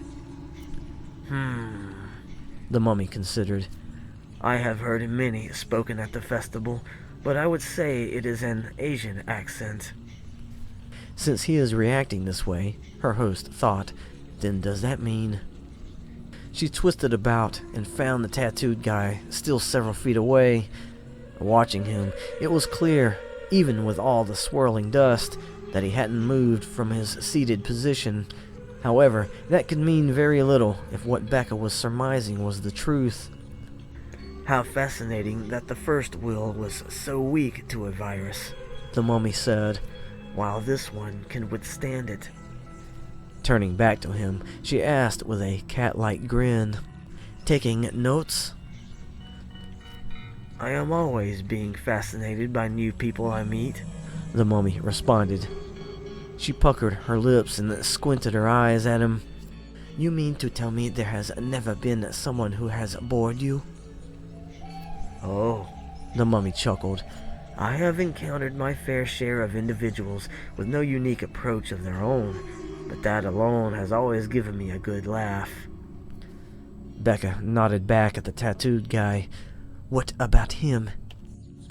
There was a brief moment where she thought the mummy might have shifted his focus from her to the tattooed guy. Then he answered, He is an assertive sort, I must say. Yet, many who have tried to breach the firewall are rather aggressive, so, yes, I could associate him with those who do not have a unique approach of their own. I have another question, Bekka asked, shifting her hips to the side and bending the knee of her left leg, keeping both pressed together. Since you see all the signals, you know where his is attached, right? That is true, the mummy responded. So, is it attached to me? She asked. The mummy chuckled. It is not. He is, at the moment, attached to the firewall, having a rather hard time pulling himself away from it, I might add. Bekka looked back at the tattooed guy. So, he is not the one who is doing this? That is correct, the mummy said. She twisted back around to shoot him with a glare, though her cheeks were flushed. Which means it is you then. Have you forgotten? The mummy asked. The festival is full of viruses and programs. Your defenses repelled many, it seems, though I would say that, with all the space used to fend off those viruses, one exploited a moment when your defenses had been weakened with all that effort. A lull when so much activity increased the temperature of your system close to overheating. Heh, out here in the desert, are you surprised? But that was what the suntan lotion was for, her host thought. Staring at the stack of rags, she remembered how all the attacks of the cloud were pushed away from Bekka's display moments before the retainer appeared. Not only them, but her whole display. It was... Her eyes brightened to a sudden thought. Her defenses are being cancelled out, she said. By you. The mummy didn't respond. Everything before is being cancelled out by you, she added, except for the dormant virus, because it was not active. Not until... She paused, thinking she understood now. Not until you brought it to her awareness. That is the trigger. She laughed. Just like most of the viruses here, people willingly open themselves to them, so there is a constant awareness of anything that could happen. The mummy hummed and then responded, The festival has always been fascinating.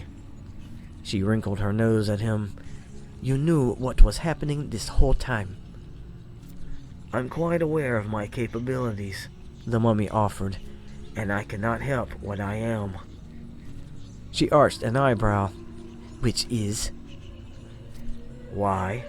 The mummy said, and for the first time, the stacks of rags spread to either side, forming two curtain-like expansions. The top portion of the stack was left intact, so now it was confirmed to Bekka and her host where his head and neck were, and he was extending his arms in presentation. I'm a retainer of the Desert Father, Pombo the Hermit. She wrinkled her nose further. Oh, just go away. He laughed, and she was forced to close her eyes when a rush of wind blew sand in her face. Lifting her hand to shield herself, she heard the change in the mummy's voice.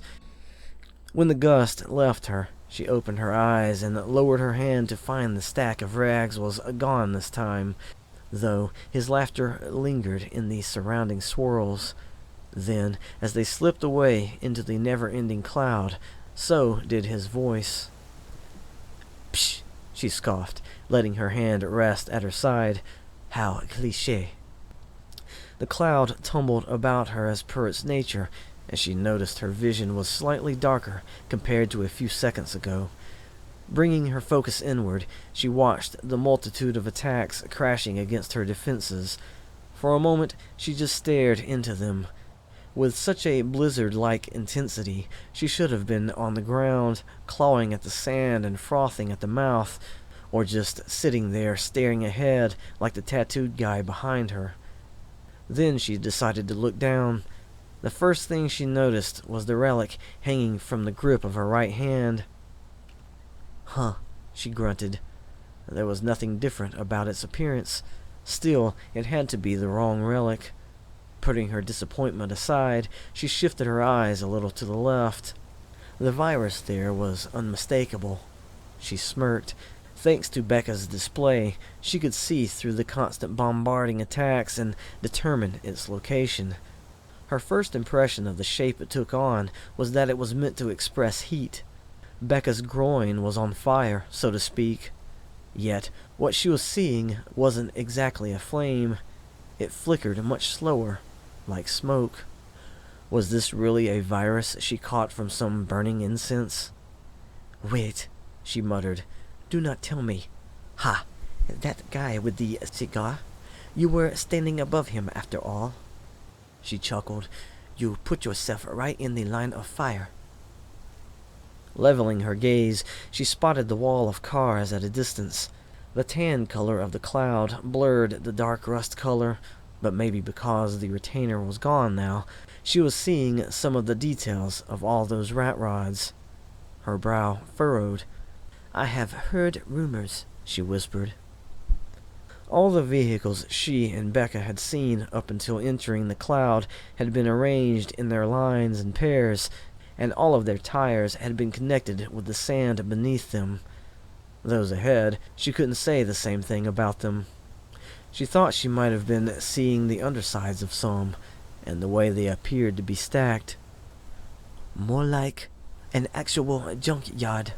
Vessels abandoned of their ghosts. Huh. Is that how the Desert Fathers keep people out? She turned, putting her back to the sight, and found one of her men still sitting next to the totem. Bekka's shadow marker was highlighting the pole again.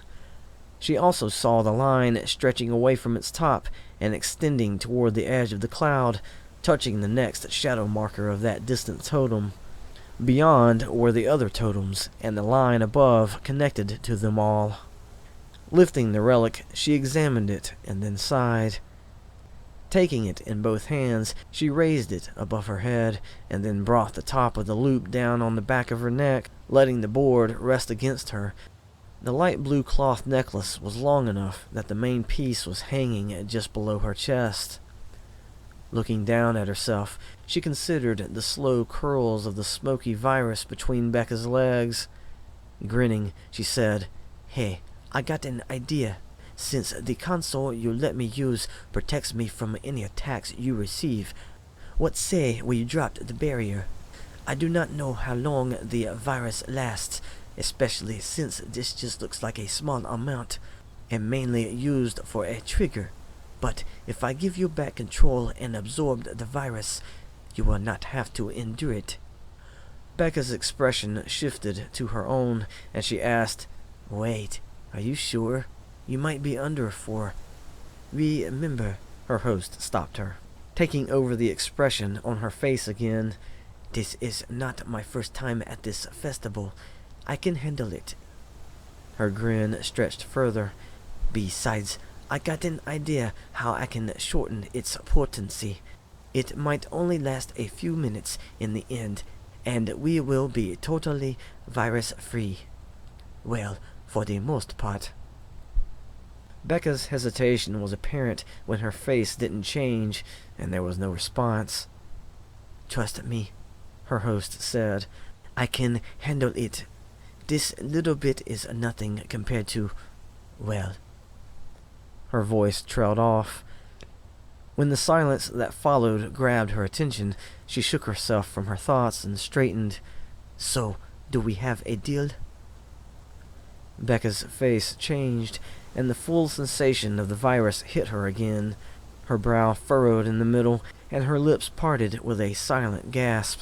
Her left hand went to her belly, threatening to slide further down. Not wanting to look at the virus's icon, she forced herself to gaze ahead and panted, Yeah, sure. I'll have to drop the barrier from my end, though. Go ahead. Her host's voice was inside her head again, letting Bekka know how far back her host was in the seat now. She didn't like what she was about to do, and she'd hear it from Alicia later, once the mission's logs were turned in, but her host was the one who came up with the idea. So, balling her left hand into a fist there on her stomach, she flexed a muscle, and a menu dropped in her display. On it were listed the number of routes needed to witness her host. Picking one, she followed it through a series of checkpoints that eventually brought her to the firewall surrounding the console her host was connected to. It was a porous firewall, seeing as the connection between them had to be established. The only barriers in place were those to ensure her host's safety, physically and mentally. Okay, she said, breathing heavy now. I'll drop it for 2 seconds. Then I'm putting it back up, regardless if the virus seeps through or not. That will be enough, her host responded. Remember, just like everyone else here, I have some residue inside me somewhere. The virus will be attracted to it. Of all the talk of people being drawn back to the festival because of the programs embedded in their implants, Bekka never once considered her host to be one of its victims too. Yet, this wasn't her first time here, so it made sense. Right, she said. Here goes. She found the switch on the menu and pressed it. Now! The relief was instantaneous. Yet, whether she wanted to admit it or not, she felt a bit disappointed not getting to indulge the virus any further. The shame lingered, despite the heat leaving her cheeks. She expelled a sigh and shuddered. In the 2 seconds that passed, there was no response from her host. She kept her eyes on the menu, not wanting to miss her mark. When the time was up, she flipped the switch, and the necessary barriers were back in place. Pausing just long enough to brace herself, just in case the sensations hit her once again, she then ran back through that chosen route and arrived at the top of the menus to close them out. Then she thought to look down at herself. Leaning forward to get a clear view, she wished the total absence of the smoky icon was enough to reassure her. Well, she asked, and suddenly felt like fanning her face, but refrained. Do you have it? Her host giggled. Her brow wrinkled. Is that a yes? A sigh washed through her head. Most definitely a yes. You may continue on with the mission. Do not worry about me. I got this. Bekka began. Just, how are you? I think there is a volume for this console, yes? Her host snickered. If not, well, for the next few minutes, try to ignore any sounds you hear from my end, and no, I will not be in pain. She snickered. Trust me. Oh, Bekka muttered. Okay. She then started walking, following the shadow markers to bring her out of the cloud. Just as she started to spot silhouettes of zombies coming into view, she heard her host expelling long sighs. She didn't ask any questions. There was a point where she thought she might have stopped breathing. Her host's sighs and gasps began a rhythm. She might have even timed her steps to it by accident. Then she thought the cloud might have been suffocating her. The zombies kept tossing sand to fuel the cloud, but the light tan swirls were gathering weight somehow, right there in her chest, until the weight was no longer tolerable, and her body acted on its own. Taking in a long, deep breath, she had pursed her lips so it sounded as though she was slurping at the desert air. Once she was full, it was then she realized that she hadn't been breathing herself. Her host's rhythm had fooled her. Not surprising, since she knew what was happening on the other end of the connection. Yet there was no escaping it. Besides, she found her host's voice hypnotic. And why not? Everyone was curious about that side of them, how they would sound, what they would do, what exactly would put them over the edge. Fantasies were what-ifs, but until one was actually there in the moment, would they ever know? As perverted as most, if not all, of the attendees here at the festival were, regardless of her defenses, she imagined she was set apart from them all. Mainly because she wasn't reacting to her host's activity as anyone would. Instead, she used the added moans, gasps, and exhalations, and mixed them in with the swirls of the cloud, the movements of the zombies, and how solid their silhouettes were, to create a sort of reverie. Matching it all to the rhythm of her own footsteps, the almost silent hiss of the sand underneath her sandals. This was her type of loss of self. But it wasn't really a loss at all, more like a blending.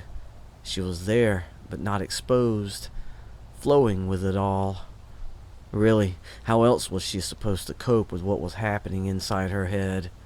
It wasn't until she started making out the details of the two men ahead that it was apparent the cloud might have been lifting away, or rather, she was stepping out of it. Finally. The blue of the sky, had she ever seen it before? The hue wasn't so solid of a color like she might have pictured it to be so many times. There was a gentle brush of darker shades working with the blue. Together, they created a vast dome that showcased a portion of blue's spectrum from dark to light, all based upon the location of the sun. She grinned up at the sky, thinking it was so magical. That was about the same time her host was experiencing a climax of her own. Not that of a roar mixed with passionate expletives, but much like the gentle flame churning within her own chest and head. It all relaxed with a slow and satisfied exhalation. "Hey, you," someone said. Oh yeah, she thought. There were two men in front of her. Leveling her gaze upon them, she saw the grimaces they wore. Sort of stylish, she felt. How strange. Yet her eyes couldn't linger on them long. Just beyond the two men was the point where the rat rods intersected. Since they were on this side of them, that meant they wanted to try entering the cloud. They wanted to meet the retainer. Her grin started to shrink when she began to consider why. Returning to their grimaces, she realized they weren't looking at her face. The one on the left pointed toward her chest. "You get that from in there?" He ended his question by nodding toward the cloud behind her. She looked down and saw the relic hanging from her neck. Her grin vanished as she lifted her gaze back to their grimaces. It was then she wondered why she was just now noticing the leather vests they were wearing, exposing the tattoos along their arms and covering their entire upper torsos. Now she knew why their grimaces looked stylized to her. These men were Asian. Before she could prompt her host, she got the confirmation she was looking for. "Yes," her host sighed. "They are some of my men." While her host panted lightly in her head, Bekka remembered she had been asked the question. The two grimacing men were waiting for her answer.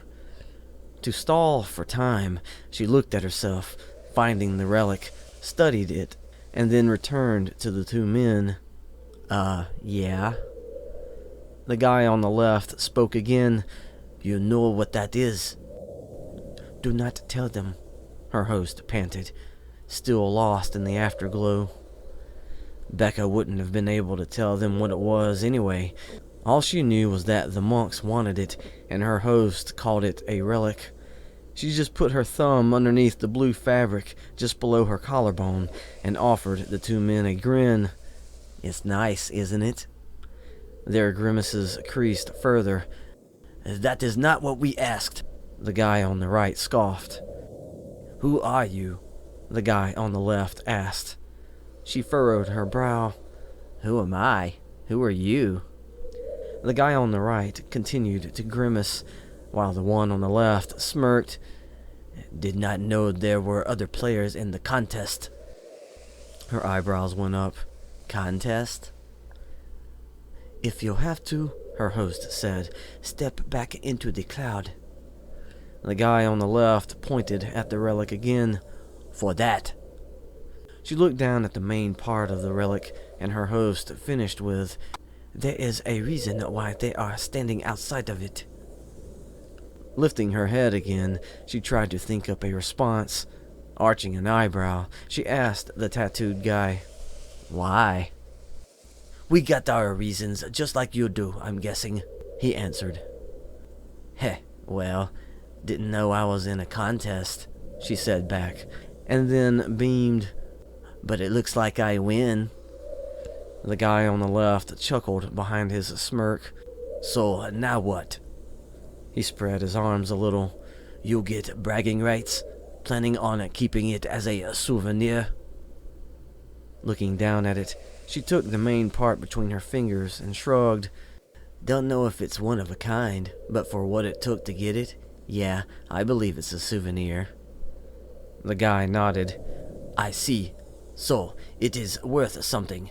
Would not happen to consider that worth in a monetary sense, would you? They are not going to buy it from you, her host said. They see you as a weak little girl. But I'm a fast little girl, Bekka mused. They are just stalling, her host continued. Check around. Others could be arriving. Bekka flicked her eyes to the left. All there was over that way was the line of rat rods. Flicking her eyes to the right, she saw the same thing there. She was out of the cloud, but a haze wafting from it obscured her view of much beyond the lines of vehicles. She figured she would at least have been able to spot towers and roving colossi in the distance. She saw nothing. Returning to the two men, her grin remained as she responded, Money or bragging rights, huh? The guy on the left shrugged. Both are valuable, I know. I suppose it all depends on your priorities. Bekka crossed her arms and shifted her hips to the side. I hear ya. You've got a point, but now I'm intrigued. You guys are willing to buy this thing off me. It's got me wondering just what kind of prize I happen to get my hands on. I say the worth of my bragging rights has shot up. Bragging rights might get you in some trouble down the road, the same guy stated. Don't you think? Something that valuable would not want to draw any unwanted attention, right? Keep watching for others, her host reminded her. Offers like what we are giving you are more likely hard to come by, the tattooed guy continued.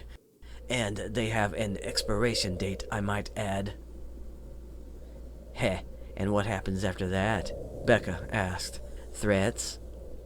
The cordial smile on the tattooed guy's face remained as he responded, It should not have to.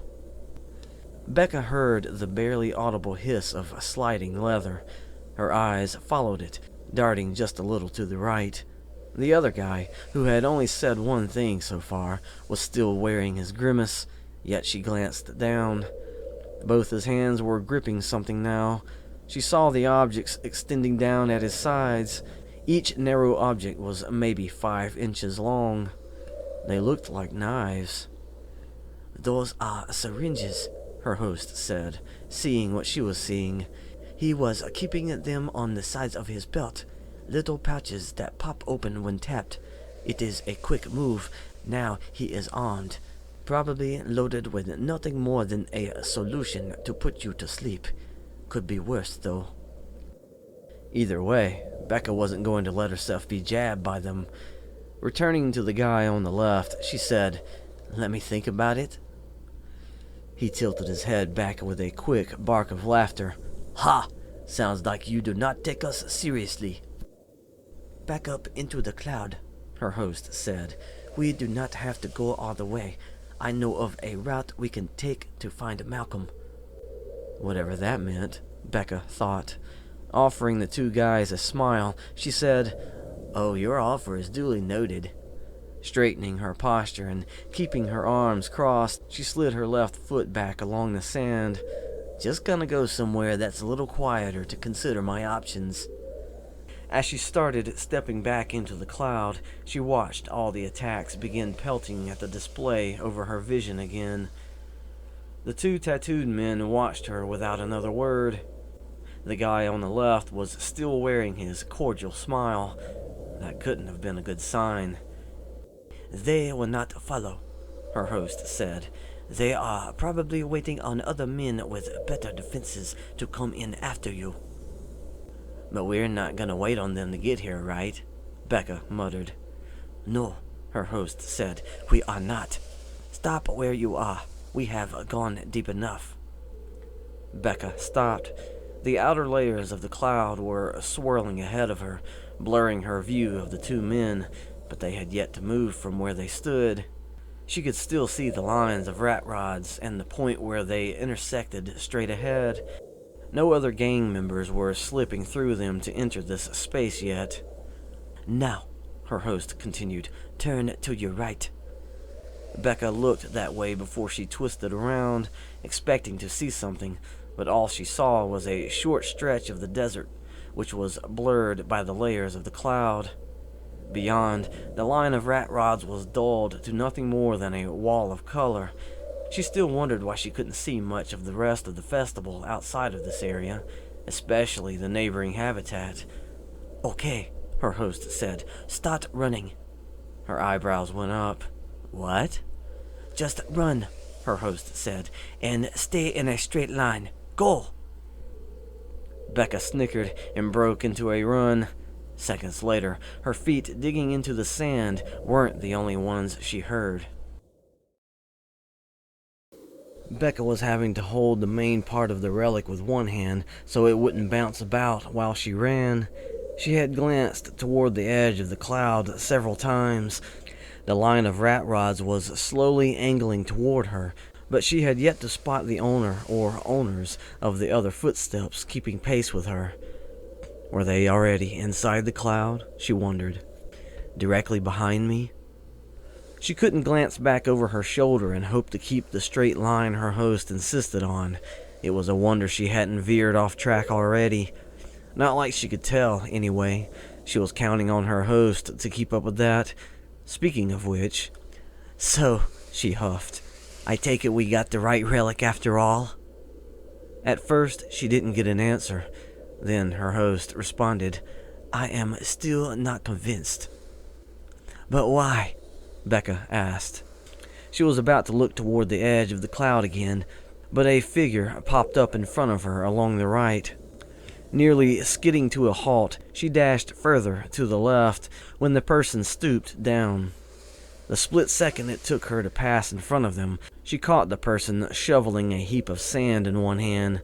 The other, she thought, was covering the person's face, because she saw how their elbow was bent and pointed outward. Hurrying onward, she assumed that person was a zombie and was about to fuel the cloud with another spray of sand. Her host had been given some time to hesitate in answering her question. Yet, soon after their near collision, her host admitted, "I saw Malcolm wear something different last time he and I met." "Another necklace?" Bekka asked, glancing toward the edge of the cloud once more. Still no bad guys, just their sounds. "Yes," her host answered, "but much smaller. Almost like a choker, but it was a beaded necklace." "So," Bekka responded, "that could have been just another necklace he was wearing." "I do not believe so," her host said. "Why not?" Bekka scoffed, catching something out of the corner of her left eye. Glancing that way, there was another silhouette in the cloud. It was keeping pace with her. She watched it for a few seconds, making sure she was seeing what she was seeing. Sure enough, its posture was hunched forward, and its arms and legs were pumping back and forth. Yet, this person wasn't closing the distance, choosing instead to run along the farthest layer of the cloud. Just on the other side of them, the line of rat rods was drawing closer. Soon, the person would have no choice but to slide deeper into the cloud. Bekka looked forward, struck by a realization. That line was going to make a hard curve at some point ahead. "Because," her host answered, "I asked him about it. He said he had earned it." In the meantime, Bekka thought, she had to lose the guy chasing her, and she was closing in on a barrier. She tried to discern how many different sets of footsteps were accompanying hers, but the sound of her own breathing was flooding her ears. This dusty air wasn't helping. She thought to glance to her right then, and had to stop herself from freaking out when she spotted a few zombie silhouettes in the distance. None of them were stumbling in her direction, though. The only other thing to see was the deeper layers of the cloud. She quickly looked away, suddenly fighting against a wave of dizziness. The attacks pelting her display were of no concern. She had dimmed their presence, but they weren't what had almost knocked her off balance. There was something about those darker depths of the cloud. Then why did we get what we got? She asked her host after shaking off the slight nausea. That weird retainer guy even confirmed the sect of monks, right? Giving her host time to answer, she checked on the person running along her left. They were deeper inside the outer layer of the cloud. She could tell because the line of rat rods was riding the edge of it now. I wonder, was all her host eventually muttered. Ignoring her, Bekka studied the person keeping pace with her. They were no doubt being hit by the cloud's attacks, but they weren't showing any signs. This guy one of those with some defenses you were talking about? She asked. If he is, her host answered, he is still hesitant. Well, time's almost up, Bekka panted, because we're about to come up on a line of cars. I know, her host said. That is why I sent you this way. Wanted me to follow them back out into the festival? Bekka asked. No, her host answered. Pass through them and run out into the next quadrant. Looking ahead, Bekka asked, The next quadrant? Yes, her host answered. You will see. Bekka huffed a laugh and looked to her left again. The person was drifting toward her now. She had to catch herself from believing it was some trick of her display again. After all, they were still nothing but a frenzied silhouette. Then she noticed the line of rat rods had changed its shape. Once an ever-increasing angle of a line of rust color, now it was quickly dashing into the cloud. Jerking her head forward, gone were the different shades of tanned swirls, to be replaced by a jagged wall of rust coming right at her. Slip through, her host exclaimed, killing any impulse she had to skid to a halt. The only thought she had enough time for was to wonder just where it was she would actually slip through. That jagged wall was totally solid, nearly face to face into the rust, and the thick swirls of the cloud swept away. She saw a curved surface. It was laying out just within reach. Her peripherals were full of so many other details, but she didn't even have time to fight the urge to glance in either direction. The rusted surface was there, and she had to use it. Reaching out, placing her palms down, she felt the grainy, uneven surface slide along her skin. Then she pushed herself upward. Hoping her momentum was enough, she knew her feet were now airborne, and she was soaring over what she could only guess was the hood of one of the rat rods. Gravity worked fast, bringing her feet back down. At the first touch of the bottoms of her sandals to the side of that hood, she kicked herself forward. Another curved surface came at her, but it was higher than the previous one. The roof of this next vehicle? Her arms were already outstretched, so when her hands met solid metal, she pushed herself higher. This gave her slowing momentum a slight boost. The fronts of her sandals caught the surface sliding underneath her, but she was more in awe of the expanse of cloud she was diving into. More swirls of different shades of tan, another patch of the desert sand materializing below, and then her brain hit a solid wall. Her eyelids fluttered, and her display flashed white before flickering in and out. After that was a series of pixelated distortion, but she was surprised that she could still feel herself falling. When her knees landed in the sand first, she was once more surprised. She just knew she was going to faceplant into the grit, and the rest of her body would follow. With her lower body anchored in place, her upper body shot forward. When her palms pressed hard into the sand next, she thanked her reflexes for throwing her arms forward in order to catch herself from falling further. All momentum had left her, and there she knelt, motionless, her head hanging, staring down at the ground, her eyes wide. She wasn't studying the countless grains. Her display was no longer glitching in and out. While all of the usual icons and labels were in place, she was aware of a new addition. Were those needles? The two sides were now active with what looked like thin horizontal lines. They were growing toward the middle of her display and then shrinking back. but not disappearing entirely. Remaining there on the ground, wondering what her forehead had collided with when she was airborne, she watched the lines move. They never grew so long that they reached the middle of her display. Really, they kept close to either side. She started to think there was a rhythm to their movements, not like a heartbeat, almost like they were being ruffled by some digital wind. They didn't take up the entirety of either side of her display either. Wherever the digital wind touched, they grew and fluttered. The movements of the group on the right were mirrored by those on the left. To her amusement, the lines were colored. Their tips were bright green, and while they were short, that was the only color she saw. When they grew, the green gave way to a dark blue, and when the lines grew really long, a dark pink color was revealed. Watching this, she thought of the sound bars on an EQ dancing to the frequencies of music. She would have giggled, but she remembered hitting something in mid-air. Just as she lifted her head to look straight up, her host spoke. "There, all better?" "Wait, what?" she asked. "We are in another quadrant," her host said. "It may look the same, but we have stepped into another barrier maze." She adjusted her focus and gazed out into the cloud. There were hints of zombies in the distance, flinging sand into the air, but what had her attention were the other sounds. So many other sounds, so many voices, people laughing and calling out to one another, cheering. And there was that strange chanting, the voices coming from within the bellies of the floats. She gasped and jerked her head to the left.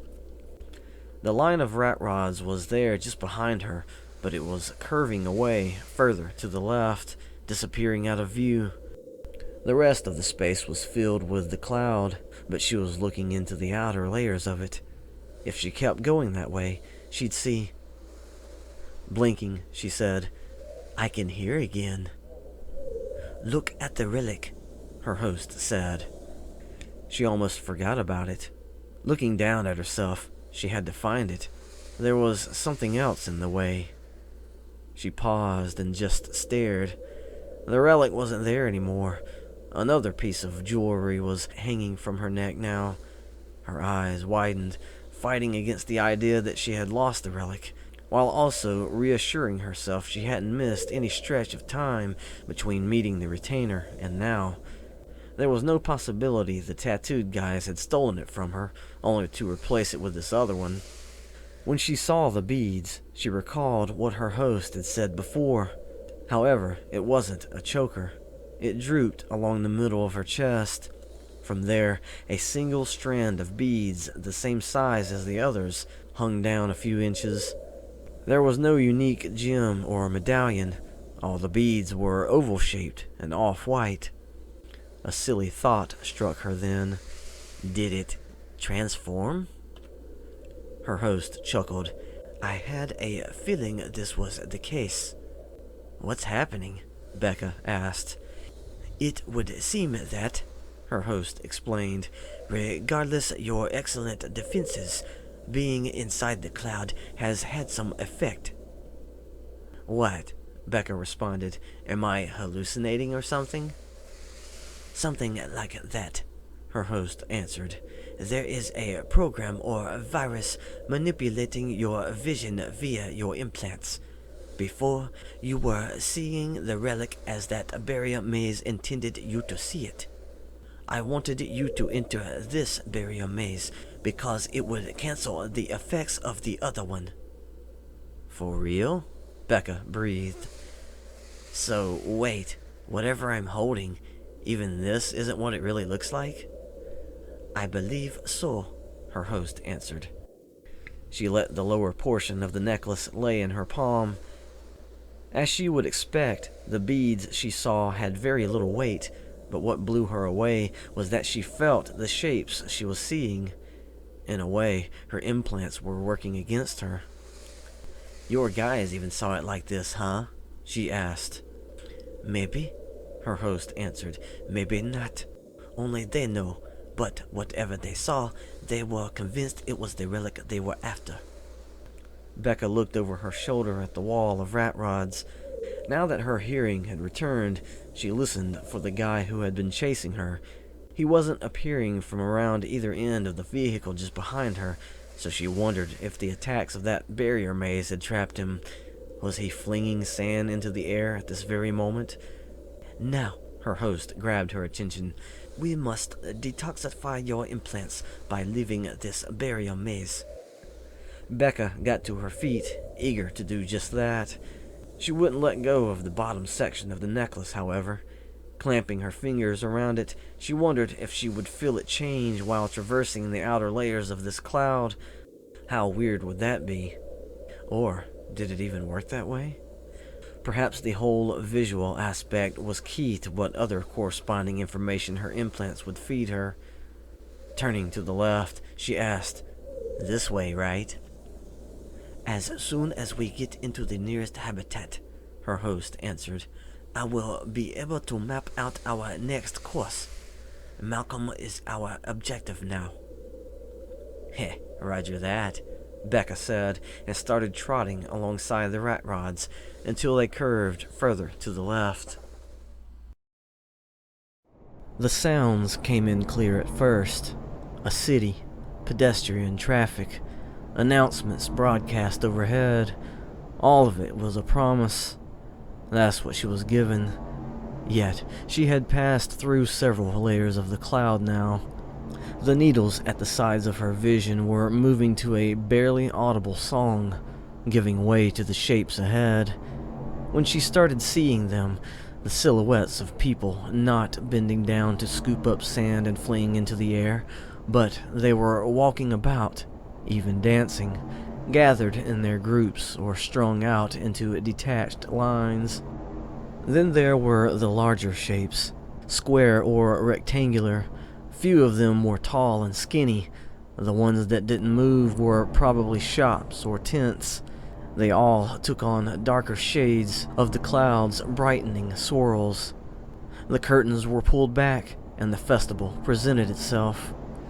She hadn't realized so much stimulation had been muffled by the cloud. Only seconds outside of its embrace, and she had to stand there and gawk. Where was she? It was hard enough to keep up with her route through the one quadrant, and here she was in another. She probably should have searched for one of the totems, but her eyes wouldn't stop moving about. The colors of that person's wings, the way that goblin's head turned in 360 degrees, why it looked like a lone sand dune was easing its way through the masses. And was that an elevator on stilts? Its doors opened and closed like a fish breathing underwater. She thought she glimpsed its innards whenever it exhaled. Or were those inhalations? She didn't know which was which. And that tiny storm hovering over that group of people there. Wait, were they being rounded up by human-sized chickens? Why were they all handcuffed? That stage crossing from one spot to the next, was it made up of multiple segments? Or were those multiple stages latched onto one another, all draped over by astroturf? Where was it going? And how come nobody was riding it? She bet there was a loudspeaker attached to the stage at the front of the line. She could still hear that strange chanting. It was mixing with everyone's voices. There was no way of telling what one person was saying to another, but she stood there and listened anyway. How about now? Her host broke through it all, coming from the center of her hearing. Fluttering her eyelids, she asked, "What?" Look down at it now, her host said. What does it look like? The relic. She had forgotten about it again, but as soon as her host mentioned it, she felt it in her grip. Just before she looked down, she tried to discern if its shape had changed, but her eyes beat her to her conclusion. Raising her hand up in unison with lowering her head, the same part of the necklace was still in her grip. The oval-shaped beads were still off-white, and when she opened her fingers, the extra length of beads was still there. Staring at it, Taking note of the lack of activity on her display, she eventually said, So, her host began. It seems all the second barrier maze did was cancel out the effects of the first one. That is the true form. Are we sure? Bekka questioned. Yes, her host sighed. And it is the wrong relic. Bekka twisted her head around enough to look back into the cloud she just came out of. Are we gonna check every barrier maze then? Visit every retainer? No, her host answered. Our plans have not changed. We will still find Malcolm. With the wrong relic? Bekka asked. Do not forget, her host replied. My men are convinced we have the right one. Those that stayed out of the cloud will have already informed the others who are here. They will be looking for you. Ha, wait, Bekka said. Are you? Yes, her host said. I am saying you will be a decoy. Draw them out of the barrier mazes. But do you want to bring them to Malcolm? Bekka asked. We will appear to Malcolm as planned, her host explained, and present this necklace to him as a gift. If my men witness that, then the contest will be over. Oh, Bekka breathed. I get it. So we definitely have to get them to follow us. Yes, her host replied. So, Bekka added, how do we find Malcolm? She spread her arms and presented the scene in front of her. And all this. Despite the setback, her host said, I still know Malcolm's movements. I will guide you. Placing her hands on her hips, Bekka said, Lead the way. First, her host began, as she slipped the beads over her head and let them rest along her neck. We must find one of the goblins here in this habitat. Bekka squinted and scanned the space just over the heads of everyone within view. A wry grin formed on her face. They shouldn't be too hard to miss. She said this, but the only other movements she saw that weren't human were the larger floats further out and the colossi along the edge of the festival. While that is true, her host said, we will have better luck looking for the evidence of their passage. Passage, Bekka muttered, her eyes dropping toward everyone's feet. Yes, her host continued. Once found, we follow the passage and catch up to one of them. Grinning, Bekka asked, what does this evidence look like? Finding footprints and all this chaos is a no-go. I assumed you would realize by now, her host replied. But much of what you see are the results of programs or viruses. The patterns are always in motion, and the people get caught up in them, remember? Oh yeah, Bekka said, remembering that group of choreographers from earlier. There is a sort of pecking order here at the festival, her host continued. The core of the programs originates from the Desert Fathers themselves, then to their retainers, from them to the totems, from the totems to the goblins and colossi. Bekka waited for her host to finish the list, but when there wasn't another entry, she asked, And the people? What about them? If you mean the programmers or hackers, her host answered, they are merely latching onto the totems, or even the goblins or colossi. Whatever viruses or programs they introduce to the overall system must adhere to the flow already set in place.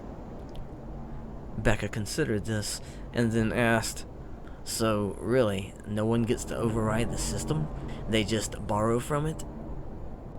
There are no doubt anomalies among the masses, her host replied. Like us, for instance. Bekka smirked. Okay, so are we looking for something like the flow of a current? Like a river or something?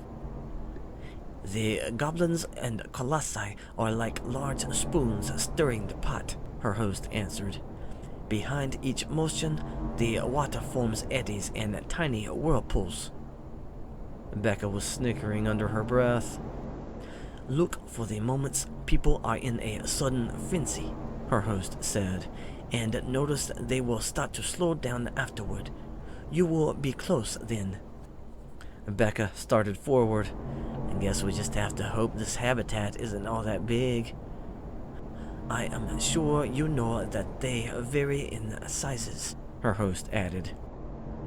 There was a space of separation between the edge of the masses and the cloud, sort of an understood no-go zone, unless one intended to try and meet one of the retainers. Bekka found it interesting, having assumed all the barrier mazes were bordered by lines of vehicles, but apparently not.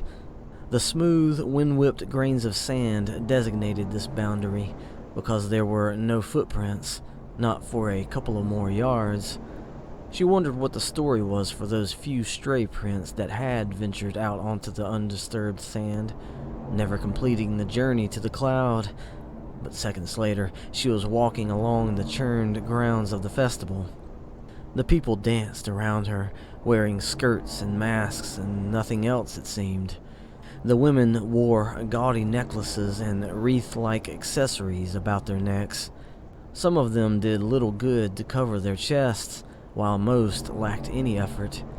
Bekka figured that wasn't why they were hiding their identities, however. They twisted around and hopped about, sometimes holding on to their large masks. Other times, they swept their hands about like blades or claws. Their movements were so frenzied, but when glimpsing the wooden faces and watching the manes and whiskers made of straw and grass, seeing the tusks and fangs carved into shape and painted white, she wondered just how many different types of animals were represented among them. Those behind the masks roared and howled, but they never once attacked her. That wasn't the point of their dance. Knowing every single one of them was captured by some virus, she wondered if their snappy movements and swift changes in position, all while keeping their balance, were skills they couldn't claim outside of the festival.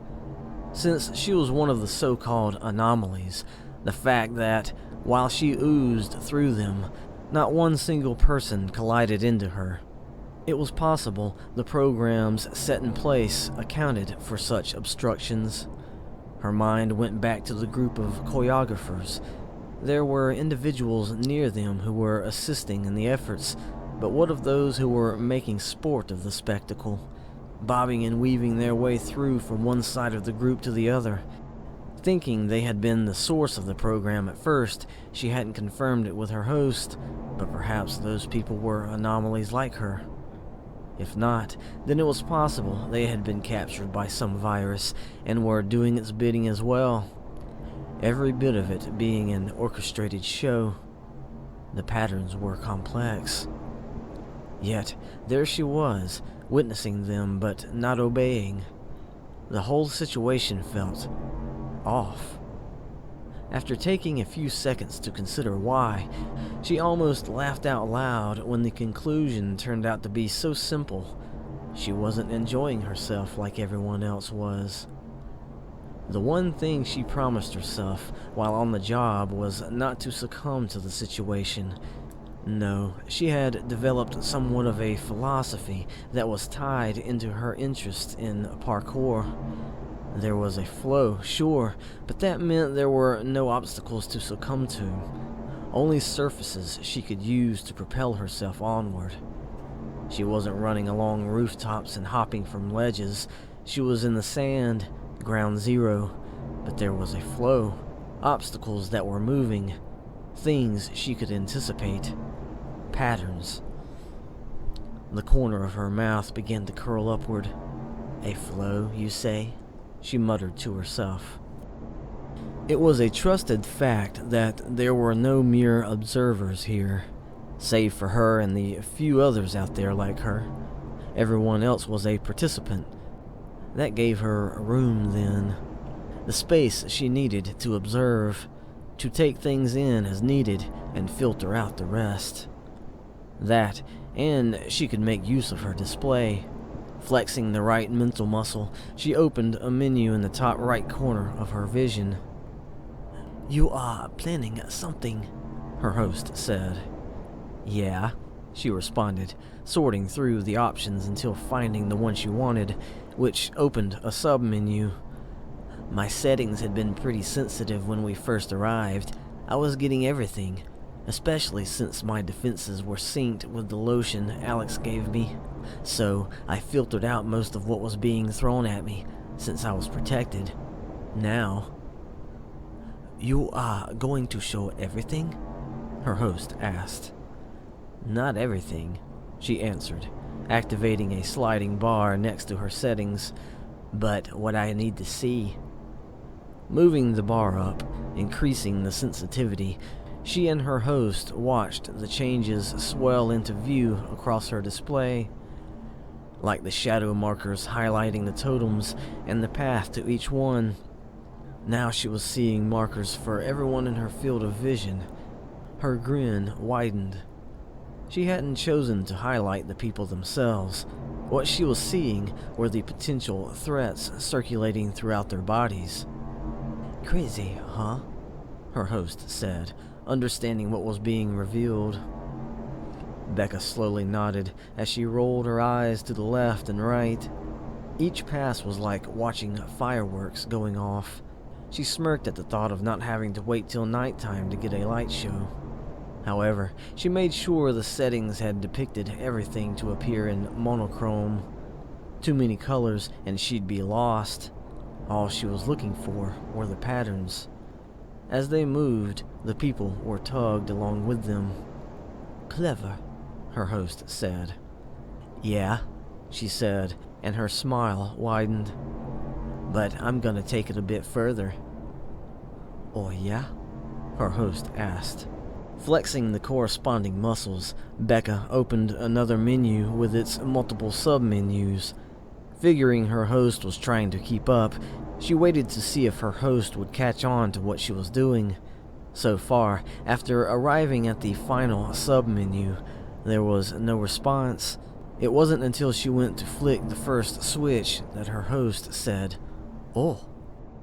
With the first switch flipped, one by one, the color spectrums faded from her vision until everything appeared black and white, except for the viruses and programs affecting the people. When she flicked the last switch, everything went black. All there was to see now were the infections. "Interesting," her host finished. "I just hope you can stay on your feet." "Shouldn't be any trouble at all," Bekka boasted. "I'm good on my feet, and since everyone here is infected, I won't have to worry about them colliding into me, right?" "And those who are not?" her host asked. "Those like us?" Bekka asked. "They'll stand out as breaks or disturbances in the flow." "That is all well and good," her host began. "But what if those anomalies are my men who are after you?" "For the time being," Bekka answered, "I'll stay away from the human-sized disturbances. I'm looking for the bigger ones. They'll be the floats or whatever, right? Once we get to one, I'll switch everything back over to normal." She started walking, slow at first, glancing about to catch the streams coursing along either side of her. The viruses and programs darted about in their groups or lines. To Bekka, they looked like jellyfish. The most infected parts of the people were their brains, so that was where most of the infections were located.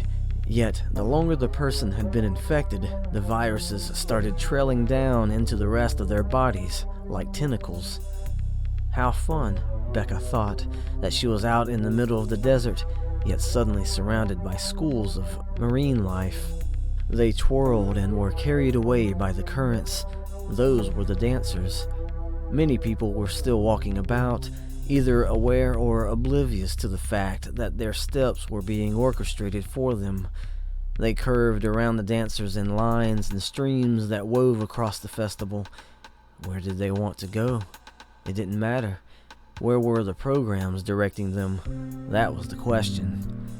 Those that danced only danced in sections of the desert the viruses established, though these sections drifted with the overall sway of the ocean. Gaining ground one way, they would sweep back and lose it, only to inch forward once more.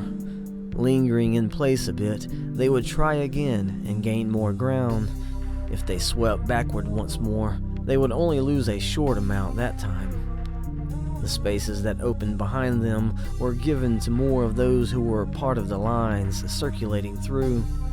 While everyone was giving themselves over to these drug-like viruses, Bekka felt the vibrations generating in her own body.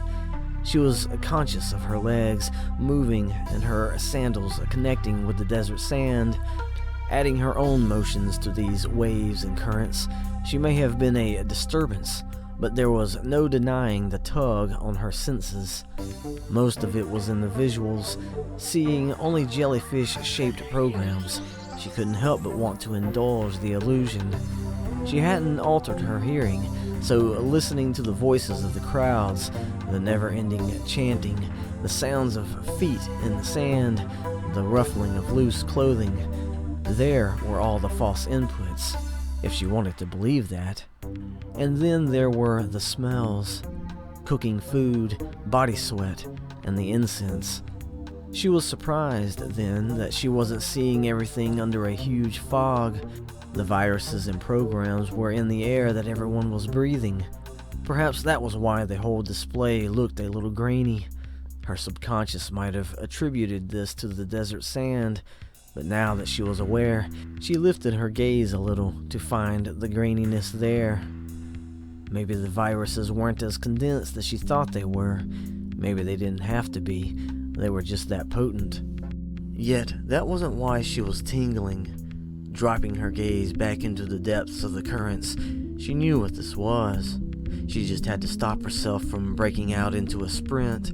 She'd have to suffice with feeling the wind off everyone else as they passed near her. There was no suppressing the rush, however. The tingles were building. Her fingers were flexing in and out of fists. Her shoulders were bunching up near her ears, and her cheeks were straining with the big smile jabbing into them. Soon, she'd experience a climax akin to what her host endured earlier. First, the currents would have to speed up. The frenzied dances performed by the schools of jellyfish would have to go completely erratic. The streams would have to rush through fast enough to appear as bands of light.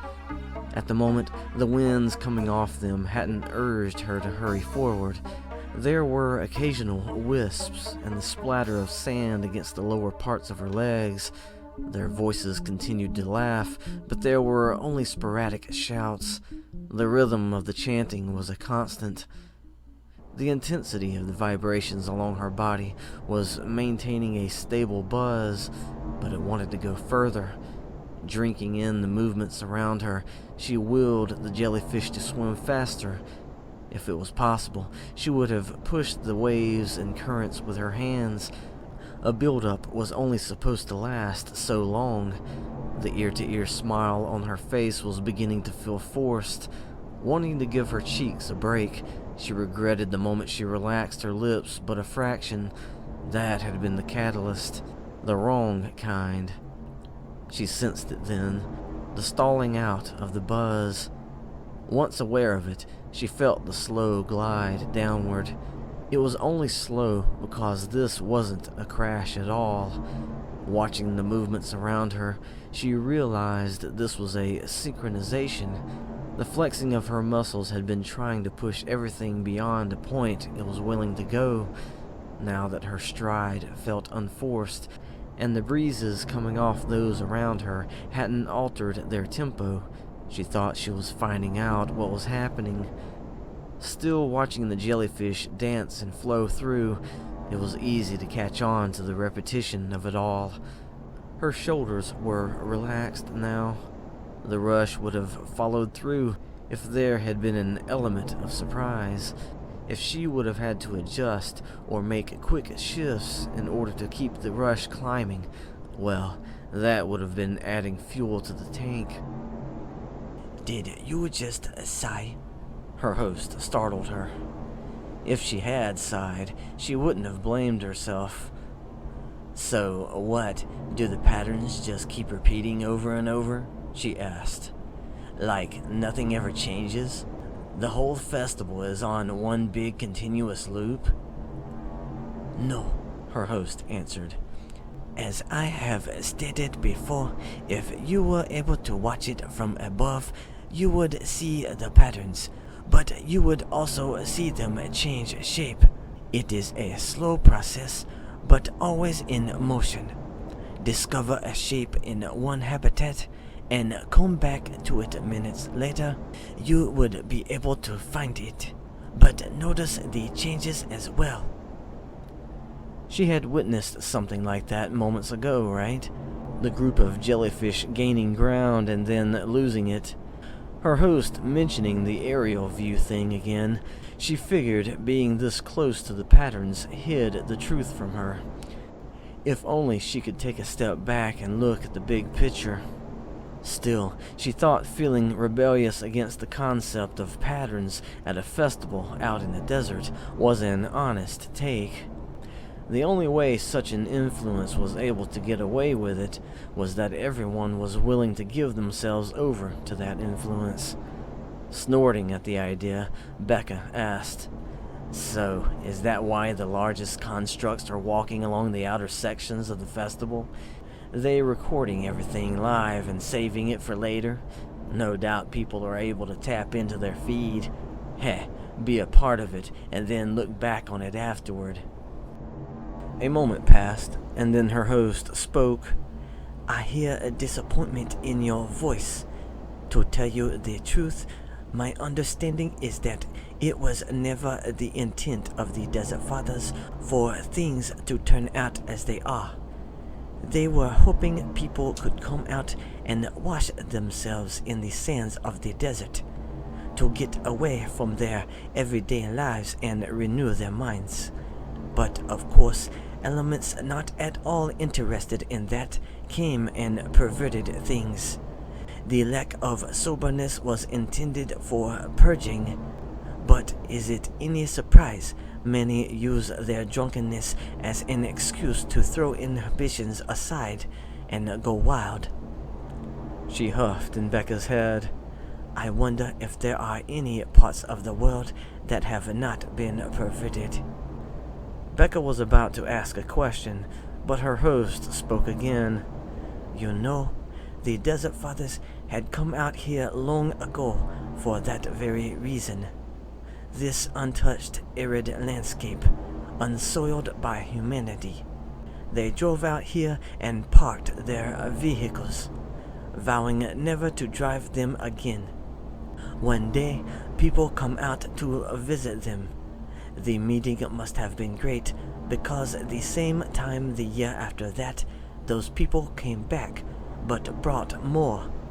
They came out with their beat-up vehicles and formed camps around each of the Desert Fathers' vehicles. That is how the formations started. From there, their numbers grew until a tradition was established. So, wait, Bekka began. If that's the case, how come the Desert Fathers allow things to go on this way? Her host chuckled. As for that, some say the Desert Fathers do not actually exist anymore. Or rather, they are here, but not as they once were. Having completely chromed themselves out, they continue to broadcast the signals of the festival with their bodies, basically becoming personifications of the festival. Of course, having changed over time, the festival's meaning has changed. Bekka considered their current target, Malcolm, and asked, "Then why do these monks come out to a place like this? Aren't they, strict in their religious beliefs? An atmosphere like this is totally against everything they're into, right?" "Ah," her host began. "For them, it is a trial they put themselves through. If they can withstand every temptation and retrieve the treasures they come here to get, then they have accomplished something. Almost like seeing how far one has come along in their discipline. Bekka snorted again. So, they spend some time out of the year searching for hot spots of debauchery to test themselves? Sounds shady if you ask me. Kind of like that old custom called Lent or whatever. I heard there was some big parade certain religious people participated in. Sort of like a day set aside to get things out of their system or something. I see your point, her host said. It does seem rather unnecessary to throw yourself at the enemy, tempting the adversary, so to speak. Yeah, Bekka said. Why go looking for trouble? It's always looking for you anyway. This world is full of temptation. A splash of movement drew her attention to the left. Zeroing in on it, she was actually surprised she even noticed the sudden burst. Even with her display simplified as it was, the jellyfish were countless across this grainy space. Yet, in such a short amount of time, perhaps she had caught on to the patterns to the point that the two whirlpools were just as anomalous as her. From two different streams of jellyfish, a few of them were peeled away and caught in some new turbulence in the currents. Forming circles, they rotated several times and then were slowly slung away. They more than likely would have rejoined their original streams, but Bekka was watching others being peeled away to perform the same pinwheeled motions. This was another pattern, but it was manipulating those already in place. Her eyes were drawn to the space just before the moment the jellyfish were taken from their streams. There was more to this process, she learned. Before they went into their spinning motions, each stream distanced themselves from one another, like they were going around something. Jumping a little further ahead, she saw it, a larger jellyfish, or rather, she thought of another invertebrate similar in makeup, the man-o'-war, a larger collection with many more tentacles. Except what she was really looking at were people. The man-o'-war had to have been a small group of them bunched together somehow. Because they were forcing people to go around them. Yes, her host gasped. You see it? She knew what this was. Her host watched all the switches in the sub-menus flick back to their original settings, and the display changed accordingly. However, when the colors and shapes of the festival ignited across her vision, she had to take in a quick breath and collect herself. The noises had always been there, but putting forms to them, pulling away from an illusion, made one have to confront some semblance of denial. But she was on a mission, as she knew what she had seen. Only now there were so many people between her and her target. She knew it was there, though. It wasn't as tall as most of the others, so she wasn't seeing the upper portions above the heads of everyone. Being focused on nothing but moving icons, however, the residual effects of the display carried her, despite its fast depletion of influence. Grabbing onto what was left, she spotted the traces of people ahead that happened to be moving a little faster than those around them. It was crossing in front of her.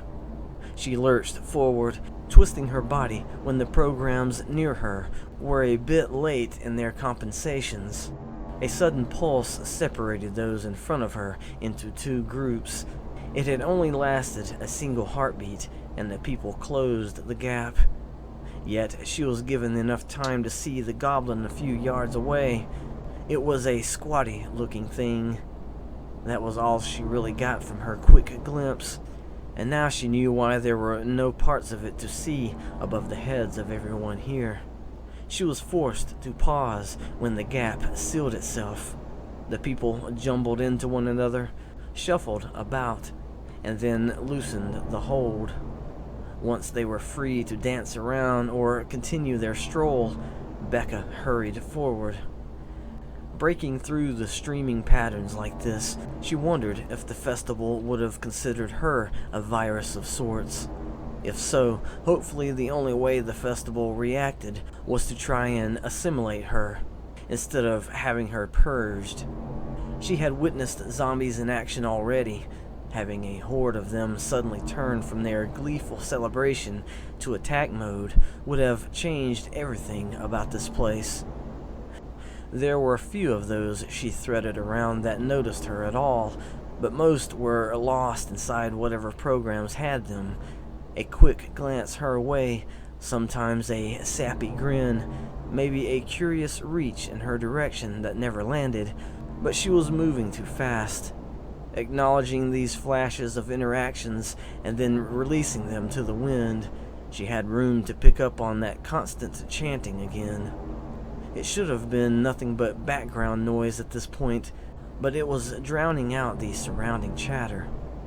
Like she was about to fall into it, she thought. Few people separated her from the goblin now, so she tried to soak up its details.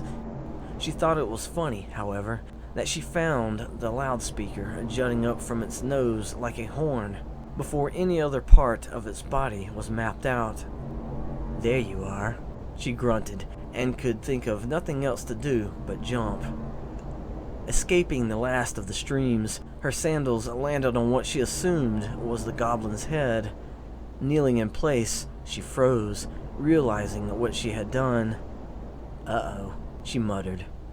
"No," her host replied. "This is good. Stay here." She was moving. The goblin was still making its way across the habitat, seemingly unaware of her perching on top. She looked toward the front of it, first locking in on the loudspeaker. It was only a few feet out of reach, but it was pointed away from her. That must have been what changed the sound of the chanting. However, the people ahead were getting it full blast. Was that really why they were quick to shift out of the goblin's path? More than just an auditory trigger for the programs running amok in their heads. Looking back the other way, she grinned when she realized what type of goblin this was. She was kneeling upon the first of a series of platforms attached to one another. All of them were covered by one long piece of astroturf. The parts of it that lay over where each platform was connected wrinkled whenever the series as a whole slinked from side to side. Like a snake, it wound its way through the crowds. Bekka heard the creaking sounds from each joint, but realized that there was no defining sound of how it was actually traveling. Underneath the draping astroturf, were there groups of segmented legs? Nah, couldn't have been. As she continued to watch, the swaying motions and gradual progress along the sand was basically seamless.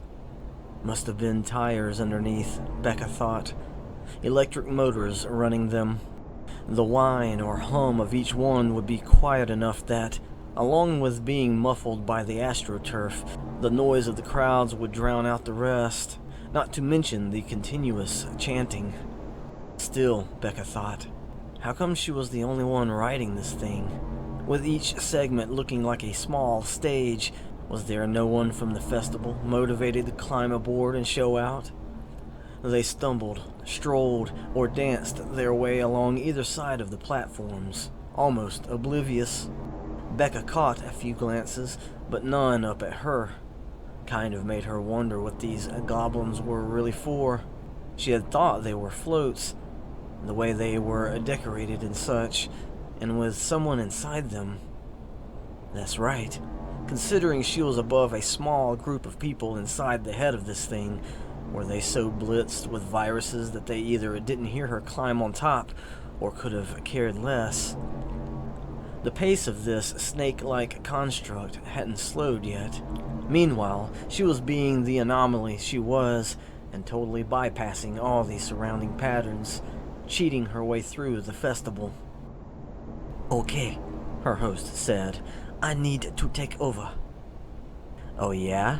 Bekka asked. "My men are in every quadrant," her host continued. "So if we draw attention, some of them will surely see us." Bekka snickered. Well, we are on stage, right? What do you have in mind? Do not worry, her host said. I will do nothing untoward. Besides, I believe it will not take much. While some of them might succumb to various programs, others are equipped like you and I, just not as good. I gotcha, Bekka said, relaxing her shoulders. Okay, go ahead. Her expression shifted as she looked down the length of the goblin. Still kneeling, she turned her body in that direction and then slowly stood, testing her balance. The head platform tilted only so much underneath her. Satisfied, she reached up and pulled the necklace over her head.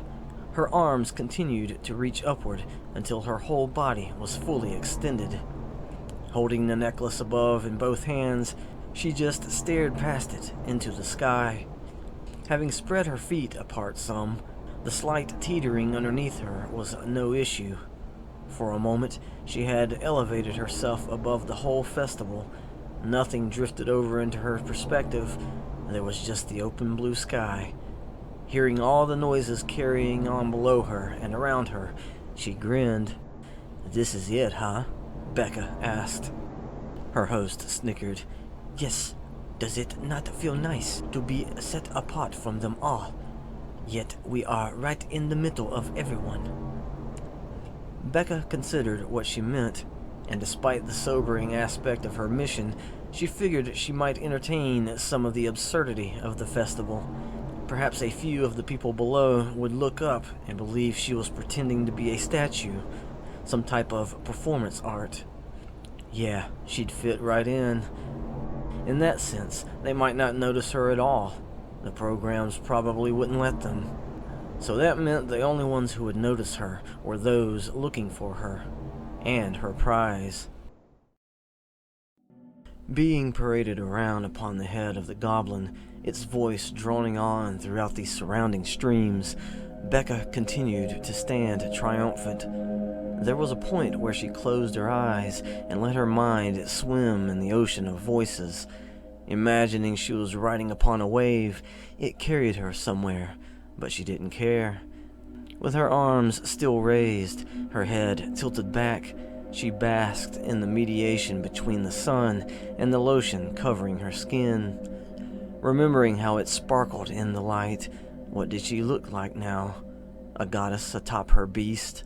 How many of the festival goers looked upon her with their special goggles, wishing they could find some way through whatever interfered with their programs. She was only clad in a bikini with a sarong wrapped around her waist, but if they could just get past that little bit. At the same time, however, maybe they understood that her standing upon her pedestal, she was rightfully out of reach. She expelled a long sigh and slowly opened her eyes. The necklace hadn't changed its form. Did she even expect it to? Even though she was putting on a bit of a performance, couldn't this have been a short session used to purge herself of any other viruses that tried to linger?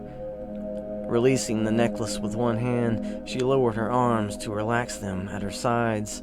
Dropping her chin, she rested her gaze back upon the surrounding crowds. That should be enough, her host said with her mouth, but Bekka's attention was still fixed ahead. She wasn't focused on a specific object or person. The crowds washed across her vision in their colors and quick movements, one big collage of... She gasped inwardly. Her host seemed to be giving her time to study the masses, but she didn't have to anymore. She was seeing them now, the patterns. Her host mentioned that if she had been able to see the festival from above, they would be so obvious. Just this little bit of elevation appeared to be enough, though. No longer having to rely on simplifying her display, she saw the streams weaving their way through the segregated portions of dancers or performers. With everyone packed together in places, the lines between them were so distinct. Allotted human-shaped distributors of specific programs. Her eyes shifted to the left. "There," she said. "You see?" Her host having altered her perspective, it didn't take her long to spot the single movement contrary to all the rest, the anomaly. This person was slipping among the understood lines between programs, happening to match the direction of one while causing friction against the other. Then the guy penetrated a block of dancers and wove his way toward the goblin. At times, she saw his eyes. They never left her. "That is one," she said. Looking further to the left, she locked in on another anomaly among the patterns there. Severing a stream in two, the guy pierced the contour of a block of choreographers. "And two," she said. Lifting her gaze to look further in that direction, seeing only the barrier maze cloud, she wondered if he had been the one who was running along the edge of it earlier. Pulling her focus inward, she then whipped her head back around to the right of the goblin. Watching the patterns circulate and throb, the third anomaly gave itself away. Most of the nearest patterns were running parallel with the goblin's march, but this guy was cutting through all of them, heading straight for her. "And three," she said, and her true face took control long enough for Bekka to comment. "Looks like they got the memo." Giving control back to her host, she got a response. "Indeed, we must have been truly inspiring." Bekka snickered, but paused when she felt the will of her host seep away from her body. Looking down at herself, she heard her host's voice in her head. "I give you back control for now. You are good at running, yes?" Bekka leveled her gaze again, looking down the length of platforms, noticing movement at the very end. The guy who had been approaching from that direction was climbing up onto the last platform. Once aboard, he remained in a squat, testing his balance, but his glare never tore away from her. Just like all the others, he was wearing a synthetic leather vest that covered parts of the tattoos decorating his upper torso. "Yeah," Bekka said, smirking. "You just have to tell me where to run." The tattooed guy slowly stood from his crouch.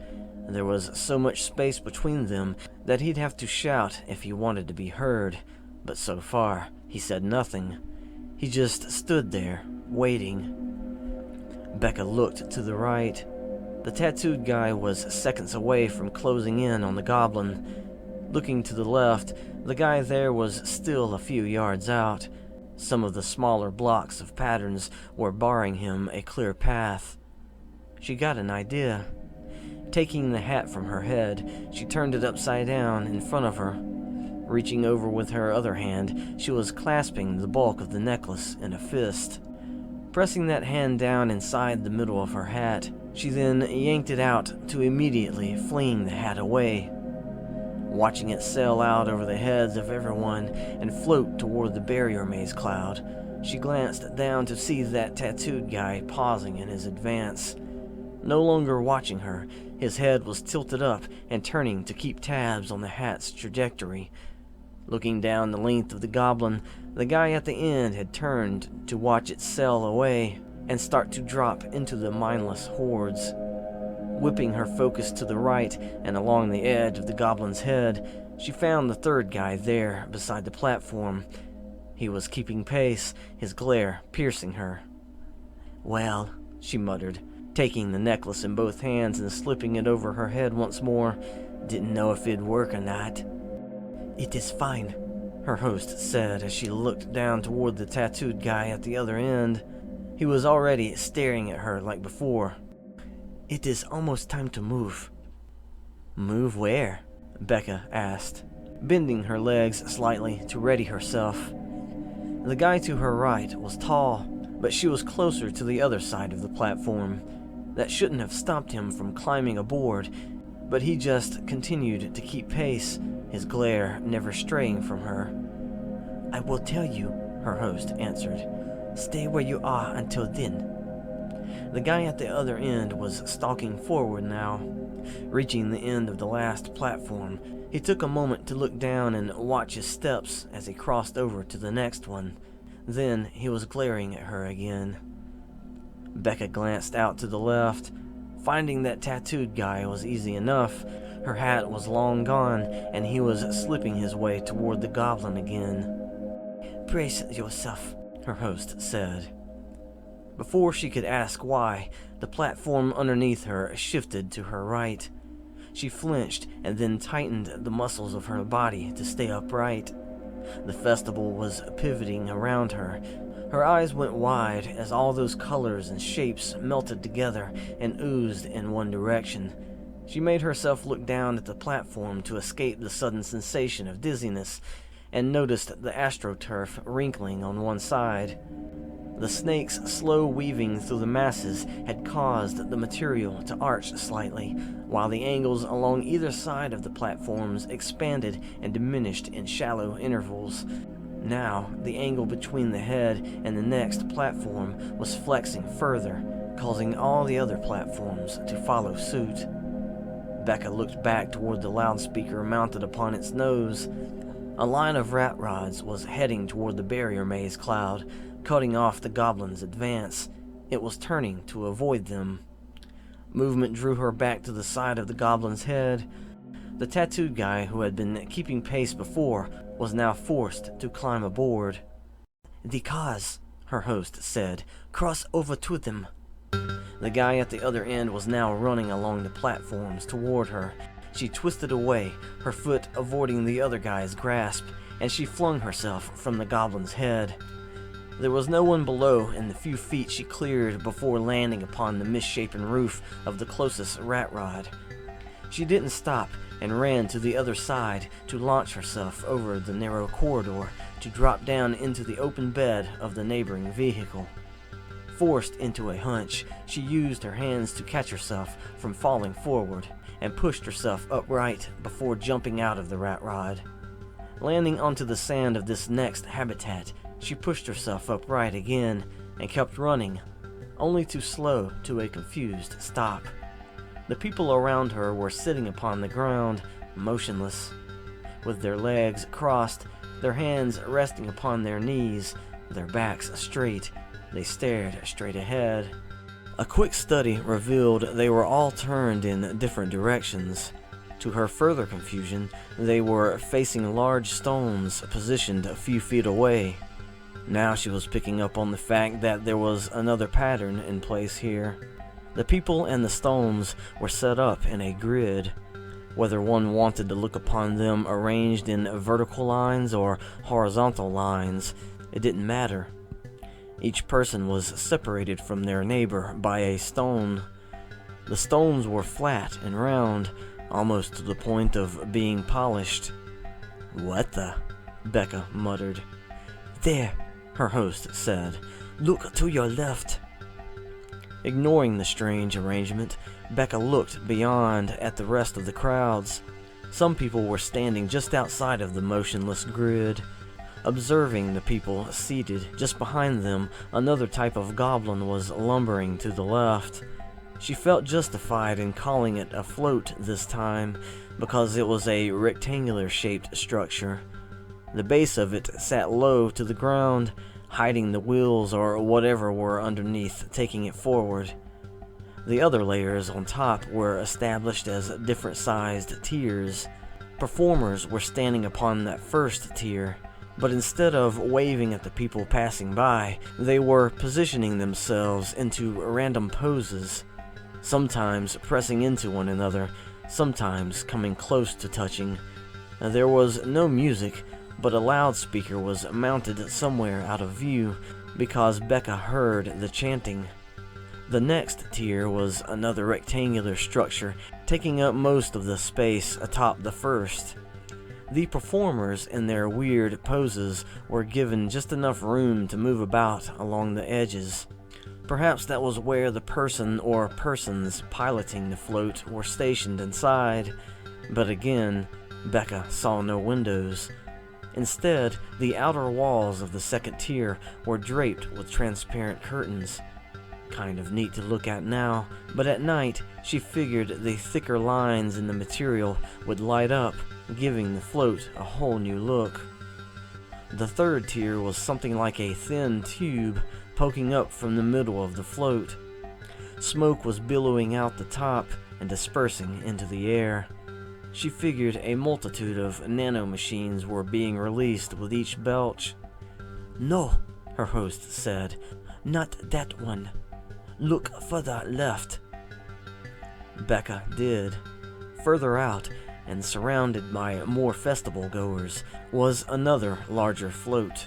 It too was rectangular in shape, and while it had a large base like the closer one, she was drawn to the fixtures positioned along the side of its second tier. They were vertical rectangular objects that glowed with the color of the sun. "Yes," her host said. "We must go to that one. Hurry."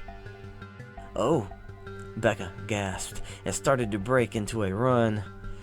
The grid around her exploded with movement. She stumbled to a halt as one person flashed across just in front of her. Throwing her arms out and jerking her head back, she watched the person stoop down and grab onto one of the large round stones to her left. As they did this, Bekka glanced about, seeing everyone else doing the same thing. They lifted the stones, twisted around to stand in those spots, and then with underhanded motions, they tossed the stones over to the places they were sitting seconds ago. Just as all the stones landed, the people sat down and crossed their legs. The grid was once again motionless, as each person was facing another stone entirely this time. Bekka was still standing with her arms out to the sides. "We must hurry," her host called. Shaking off her bewilderment, Bekka began to ease forward. Those first few steps, she darted her eyes about, watching for another sudden burst of movement. Something crashed down upon her right shoulder and squeezed. The jolt rocked her so hard she felt her teeth rattle. Her eyelids fluttered, and she thought she might have felt the wind forced from her lungs. Spit flew from her mouth, and she twisted about, letting her arms angle outward. Stomping her left foot down, she used it to ground herself as she whipped about to face the source of the impact. In that quick motion, with everything blurring around her now, she caught the black synthetic leather first, her body aiming toward it, everything slowing down. The tattoos were coming into focus. The guy's arm was lifting away, his fingers loose, but still forming the cupped shape when they had been clamped down upon her shoulder. She was dropping, both her knees buckling at her behest. The tattoos followed her on the way down until she was below them. Then she was twisting again, turning away from the gang member to dig her fingers into the sand. It wasn't much of a grip, but she compensated with her sandals and pushed herself away from the guy. Breaking into a run down an open lane in the grid, she targeted the end of the float that was drifting on by. Hard footsteps matching the sand-biting sound hers were making were closing in behind her. She smirked. He would dare try and challenge her at what she was best at?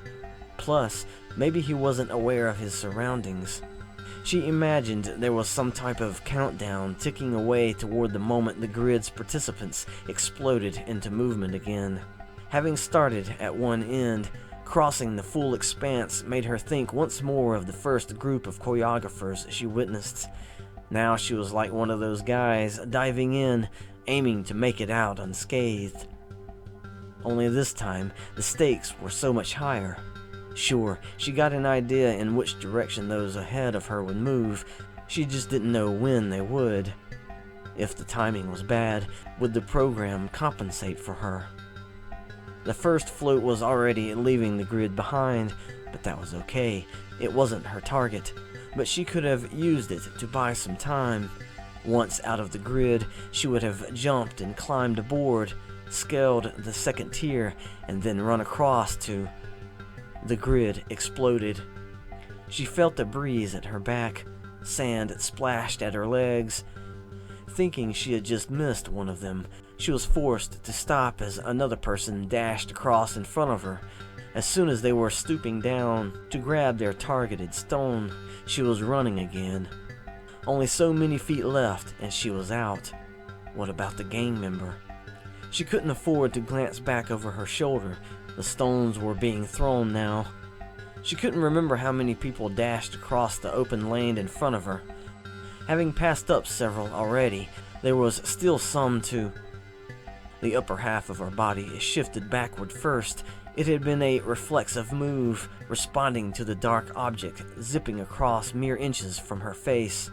Her legs tried to react then, but instead of skidding to a halt, they couldn't decide what to do, and she was falling. Landing on her butt in the sand, she extended her arms to keep herself from landing on her back. Everyone around her had sat down at the same moment she met the ground.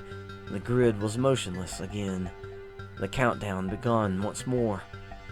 Laying prone like this, she gasped and looked back the way she had come.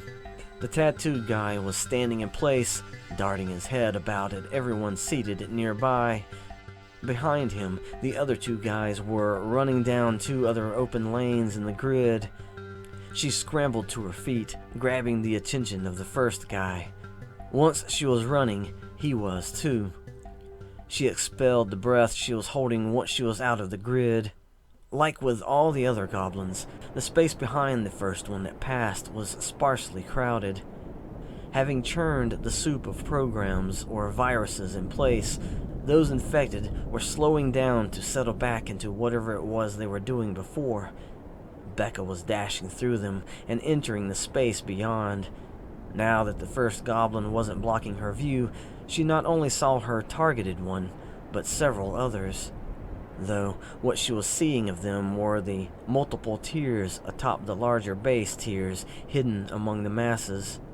Each goblin was spread out among this habitat at varying distances, and they were all moving in the same direction.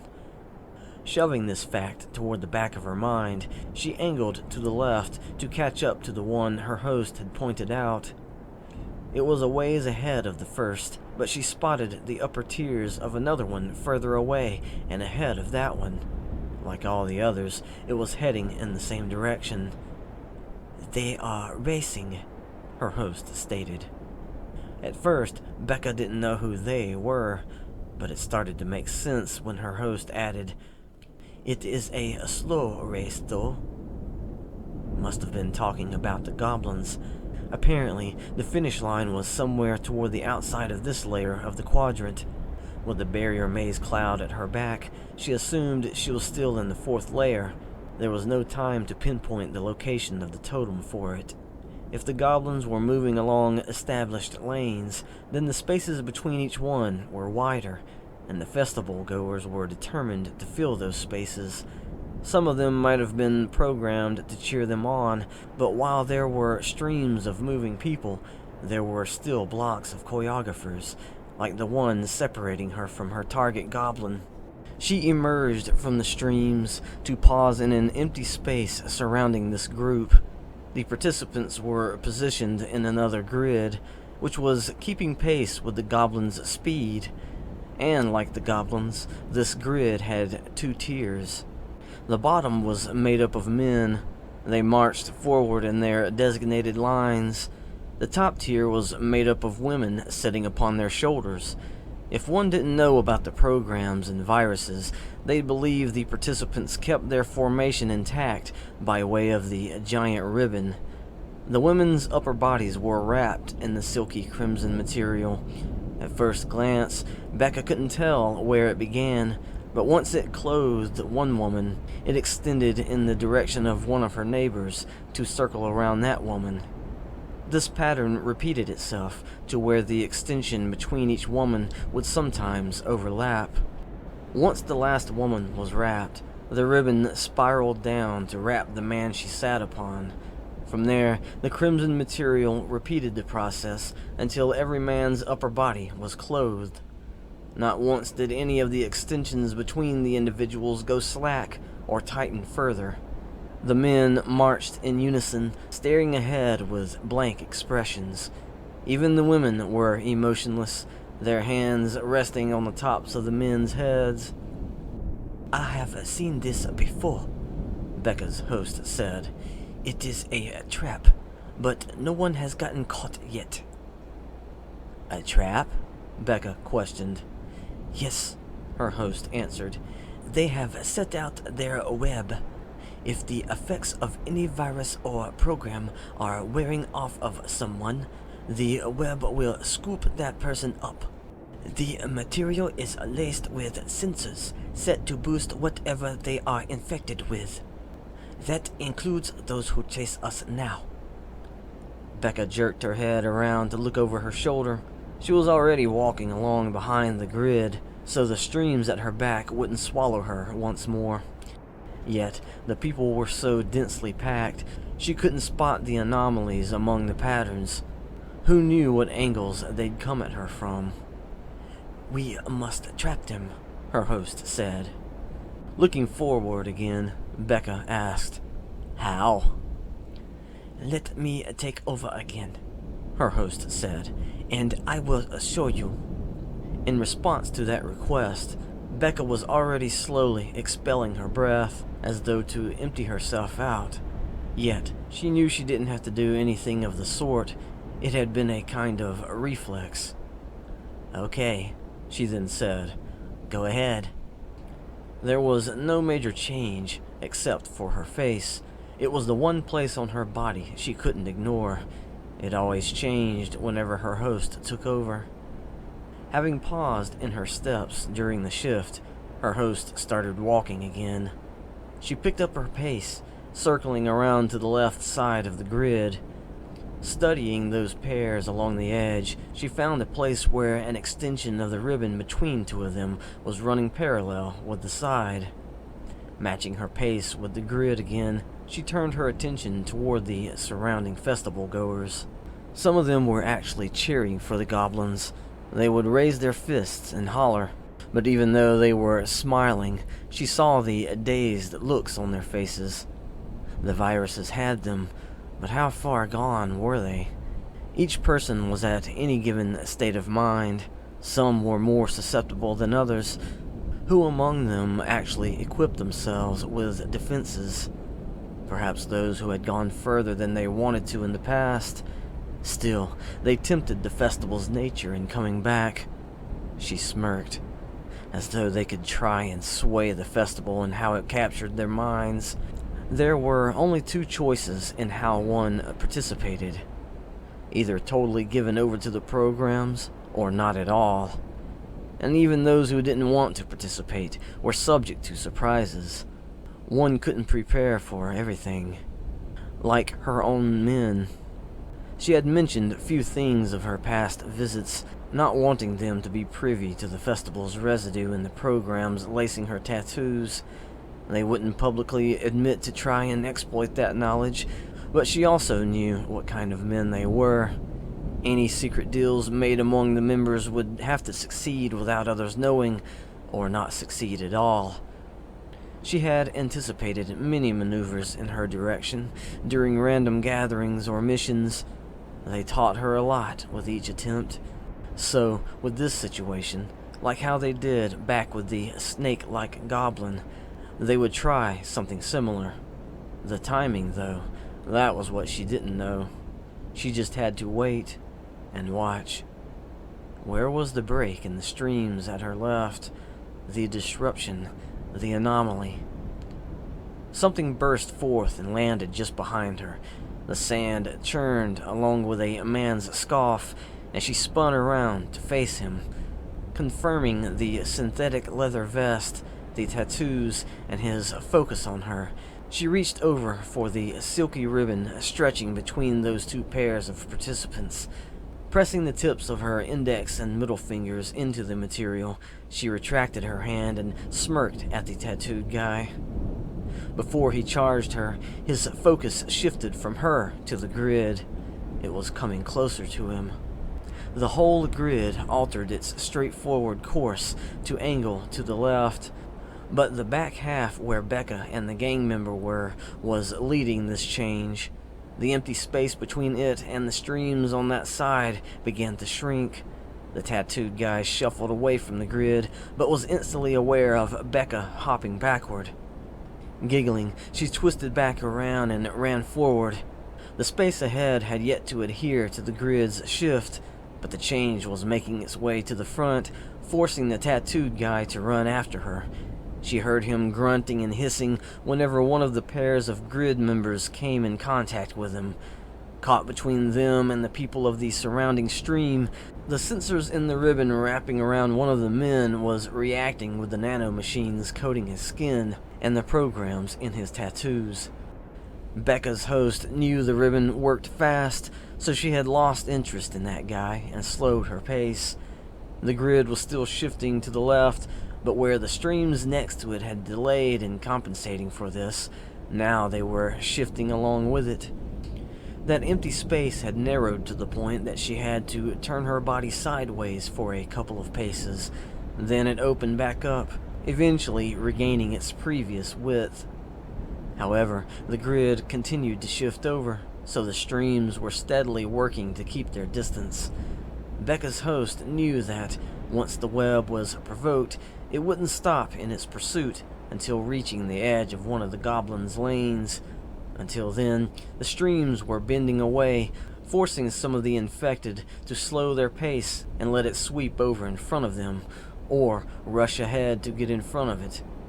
Bekka was still giggling when she stepped around the pair at the far left corner of the grid and entered the empty space ahead of it.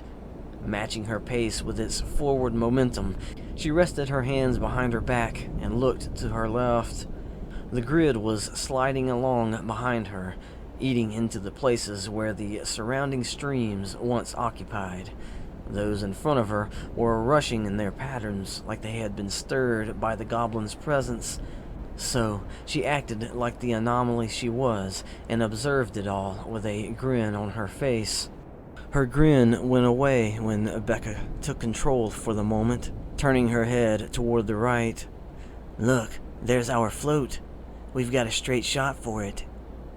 Her expression shifted when her host regained control. "Not yet. There are still others. We must deal with them first." With her host in control, she was looking to the left again. The grid was slipping further away, placing her at the upper right corner of the empty space around it. She shifted that way to follow along and keep her position. The lanes between each float were at least as wide as two floats combined, so she didn't have to continue to strafe much further. The grid reached the invisible barrier, ending its sideways drift. Now she and it were marching forward. She had a spotty view of the lane where the first float raced. Few of the festival goers occupied the space in front of the structure. There were some lined up along the outer edge of that lane, waiting for it to pass. When the other two gang members would come at her, one would take advantage of that sparsely crowded area, and the other would come direct. She looked over her shoulder just in time to see her next attacker only seconds away. He was already reaching out for her, so she dashed down the space in front of the grid. Reaching the middle, she looked back just as the tattooed guy was coming around that corner. Glancing toward the grid, she took one more step away from her pursuer, aligning herself between two of the pairs making up the front of it, and dropped into a crouch. The grid didn't stop, and she was swallowed up just before the gang member arrived. He tried to reach between those two pairs of participants, but had to retract his arm. The mindless march of the grid didn't let up, forcing him to start walking backward to avoid colliding into them. From her shadowed point of view within, she could see him dashing back and forth, hoping to catch her maneuvering through the participants in order to escape from either side. When she stayed where she was, he stopped his efforts and continued to walk backward, probably studying the faces of those men along the front of the grid.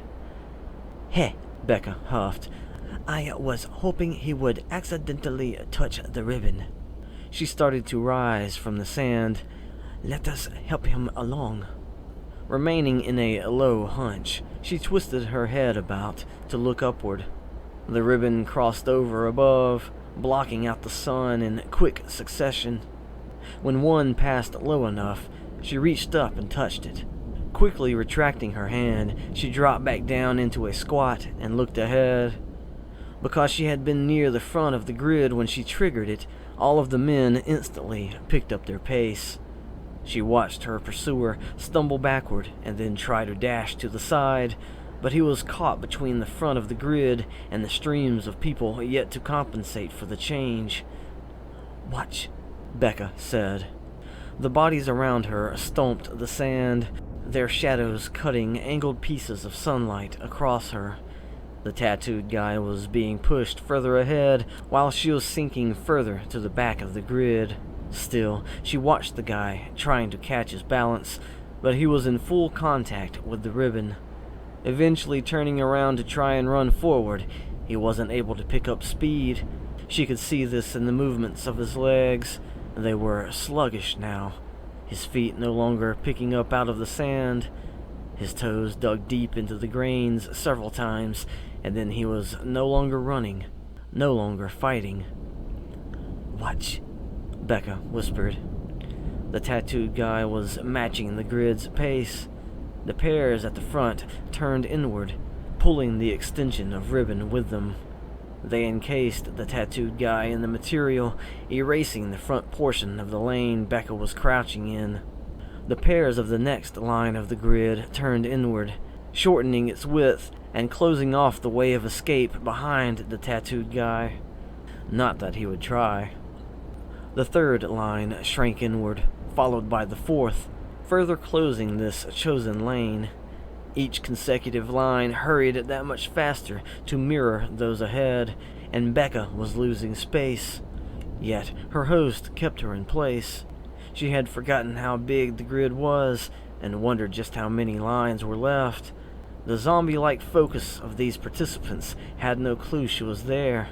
Fully engrossed in their program, they would carry out the commands, whether she was in the way or not.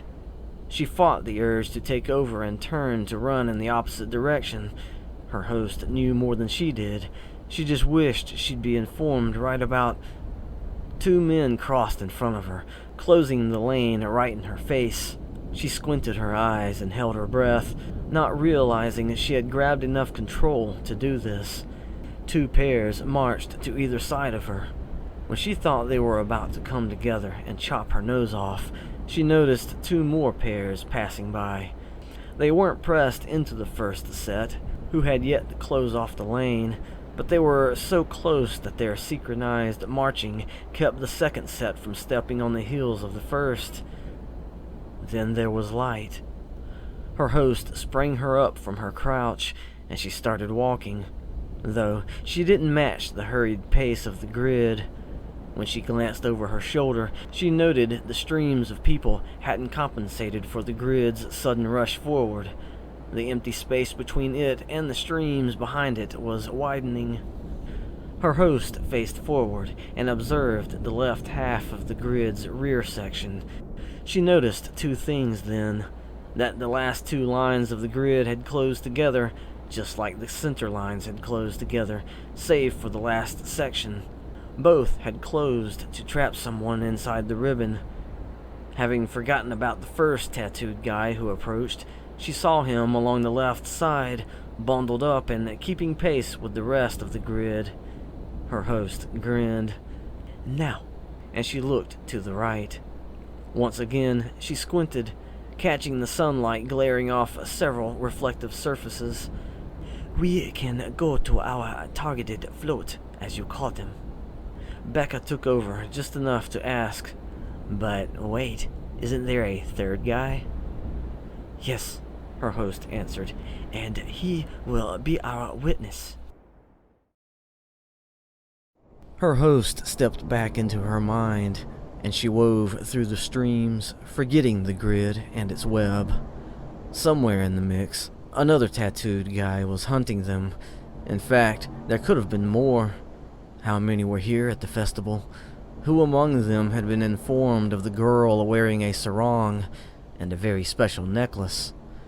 Before reaching the float, she confirmed what those rectangular pieces of sunlight attached to the side of it were. It was quite obvious when a few of the festival goers were standing on the base structure of the float, facing them. They danced or posed, and when Bekka got close enough, the angle of her perspective had changed, and the reflecting sunlight had rolled up toward the top sections, revealing the people's reflections. She wasn't so sure at first, but she thought there was something odd about their reflections. Slipping over to the back left corner of the float, she found a short metal ladder attached to it. Climbing aboard, she took a moment to study those standing before the mirrors. Like every other festival goer, they were dressed in skimpy clothing or flamboyant costumes, but when Bekka strolled behind them and saw their reflections, she had confirmed her suspicions. "They're using the same software," she snickered under her breath. "You know of it?" her host asked. "Yeah," Bekka answered. "You'll see some people wearing specific goggles while they walk around and pay special attention to certain people, only they're enjoying private entertainment. Here, though, whoever is infected will see these false reflections." "And," her host added, "these people do not mind at all, but—" Bekka paused to stare at the reflection of a man who was shaking his hips from side to side while throwing his arms straight up. With the look on his face, she couldn't tell if he remembered what he was doing or was making fun of himself. After all, the reflection was giving him an ego boost in one particular area. Since he was wearing baggy pants, the software only had so much to go on when rendering a model of himself without them on. For the women, apparently, someone set the parameters to exclude pubic hair. "You'll notice," her host continued, "that our reflection has not been altered." Bekka tore away from her amusement and looked to the side of the guy's reflection. These mirrors were no doubt equipped with capabilities better than most of those goggles, but even still, they couldn't get past her bikini and sarong. That was good, she thought, because, other than a certain cult she'd like to forget, the only person she wanted to see her naked was a certain middleman she'd worked with. Movement out of the corner of her eye drew her attention to the right. There, at the end of the float, the third tattooed guy had climbed aboard. He was stalking forward. "He is fast," her host stated. Bekka turned in the opposite direction and ran, sweeping by another woman ogling herself in the mirror, and came upon another man. She started to sweep behind him, hearing the sounds of the tattooed guy's hurried footsteps closing in, and her host gasped, "Oh!" A little bit of control of her neck was stolen, and she was forced to look toward the mirror this guy was facing. He wasn't wearing a shirt or anything up top. Clad only in a long pair of baggy shorts, she noticed the red sash wrapped around his waist instead of a belt. In the split second it took for her to see this, she realized she had been looking at his reflection. "Stop," her host breathed. Just on the other side of the baggy shorts guy, she stomped her foot down, jerking to a halt. Even though her host told her to do so, she remembered the tattooed guy and jerked her head around to see where he was. Having just passed the girl ogling herself in the mirror, he had come to a stop as well. Yet his focus was on the guy with the baggy shorts. Bekka looked up to find that guy had turned his head to look down at her. The expression there on his face was calm, or rather, she thought with a sudden shiver down her spine, serene. The sides of his head were shaved, but the rest of his hair on top was thick. It sort of went into one big swirl, ending with his bangs curling down along his brow, like a hook. "It is him," her host whispered. Bekka's eyebrows went up. For a monk, he was younger than she thought he'd be. So that part of her mission was nearly done. As for the other, she shifted her eyes just enough to look past him to the tattooed guy a few feet away. The monk noticed this, and turned about to find the gang member there. This whole time, the tattooed guy had been looking at each of them in turn, but now he fixed his glare upon the monk. For a moment, the two stared at one another in silence, while the festival race carried on around the float. Then the monk spoke. "I don't think I know you." He paused and then added, "But you seem familiar." The tattooed guy's expression creased, as though he was about to spit some insult, but then he averted his gaze to target Bekka. She stared back, silent. The monk made a quick turn of his head to the right, considering the girl just behind him, and then returned to the tattooed guy. No words were exchanged. The gang member scoffed and turned away, facing out to the side of the float. He studied the streams of people below. They weren't hugged up against the base of it, but many of them were walking along, keeping pace. Those who pumped their fists or waved their arms cheered in their program-induced excitement. He squatted down, grabbed hold of the edge of the base, and hopped off. Once he was back on the sand, he seeped into the streams and swam away. Bekka was watching him move among the programs like the anomaly he was, but then she noticed the monk turn around to face her. His skin was slightly tanned. She thought he'd be sort of pale and a lot scrawnier. Her host never told her he was the type of monk with a chiseled physique. "You, though," he said, studying her, and then grinned slightly. "I don't believe I know you." "Let me take over," her host said. "Right," Bekka acknowledged, and felt her face change. The monk saw it happen, and he lifted his eyebrows. Allowing himself to grin again, he said, "What an interesting program you're running." "So," her host said with her mouth, "do you recognize me now?" His eyebrows started to lift again, but he restrained himself. "Not your voice," he said, "but the tone, the accent." He then looked toward the mirror, seeing both their reflections.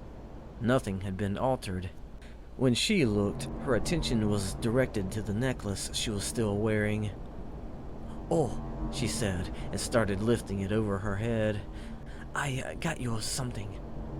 Extending it to him, she said, "I was awarded this by a retainer for reaching the firewall at the end of a burial maze." The monk was still fixed on her face, but he looked down to accept the necklace.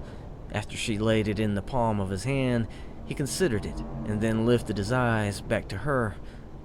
"So you know of these?" She rested her hands behind her back and leaned her upper body toward him slightly. "Only because you told me about them." He said nothing and kept studying her. A smile was touching his lips. She let him stare. At some point, he just might get it.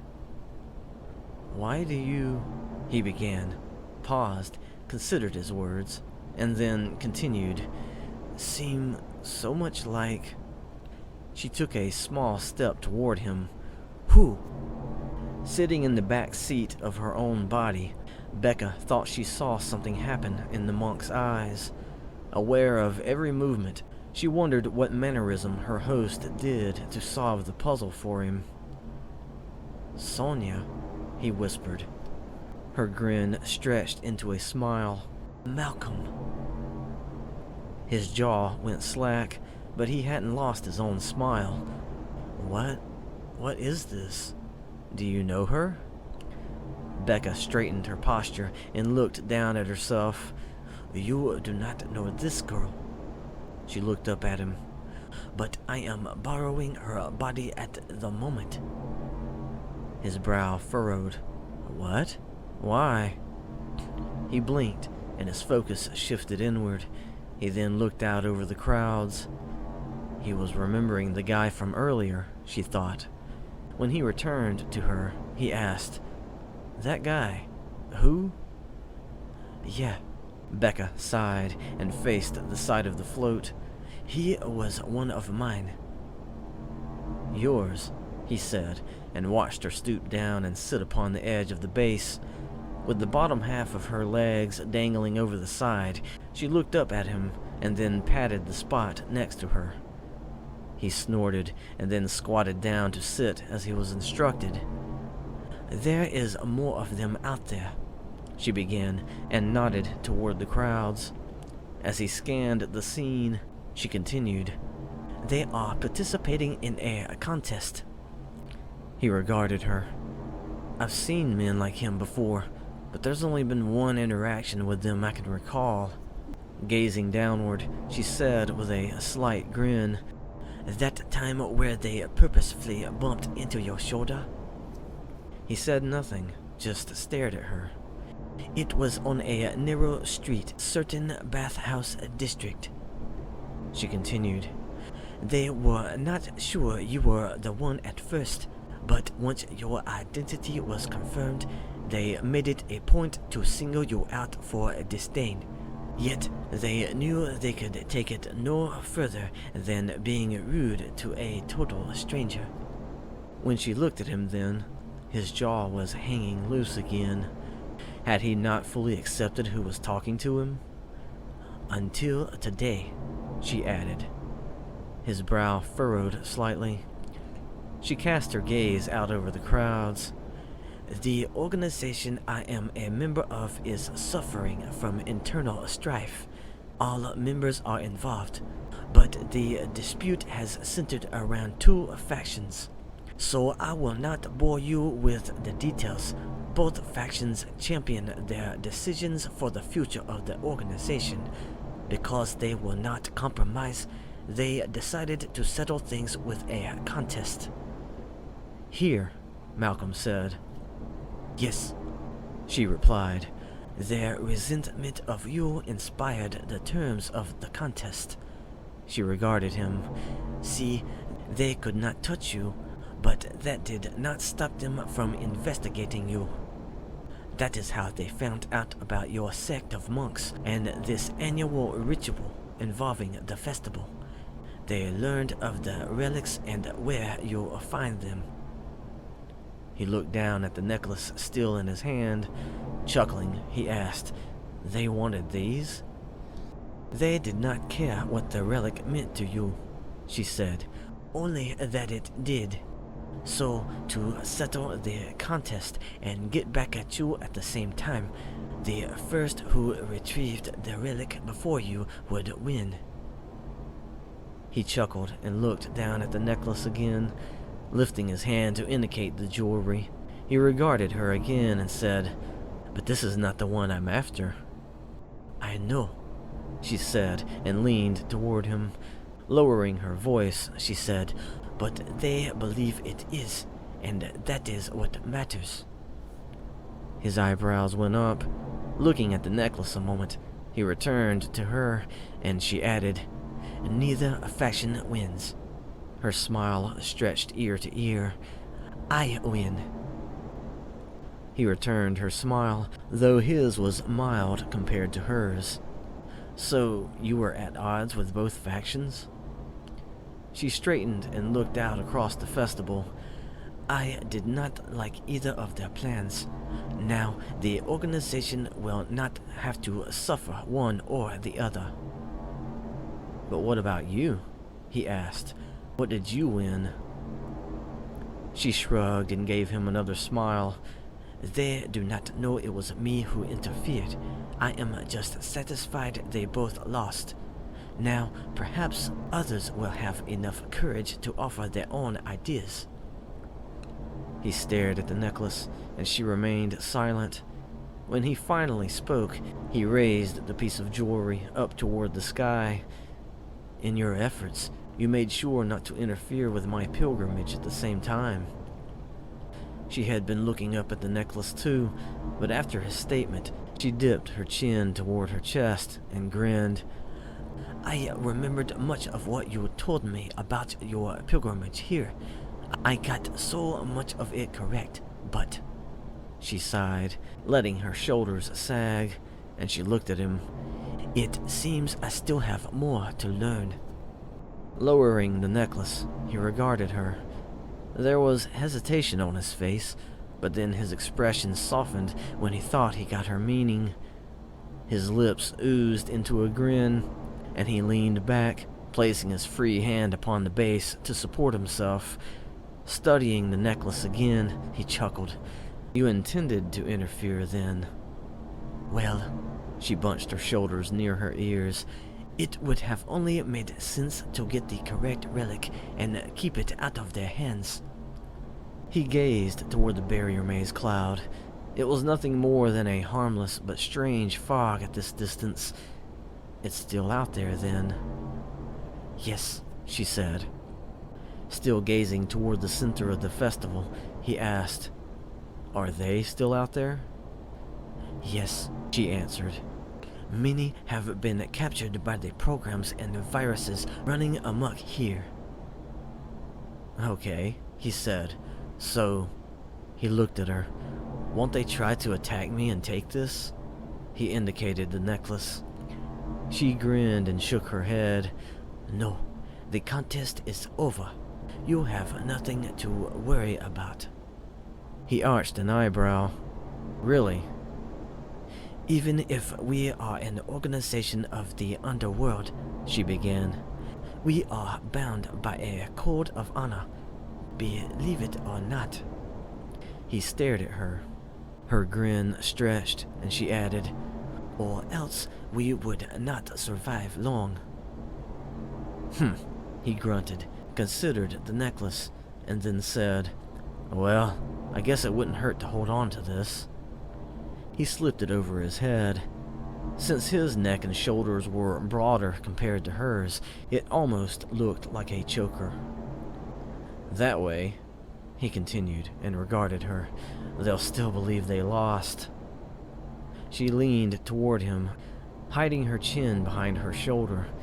Right, and you can continue your pilgrimage.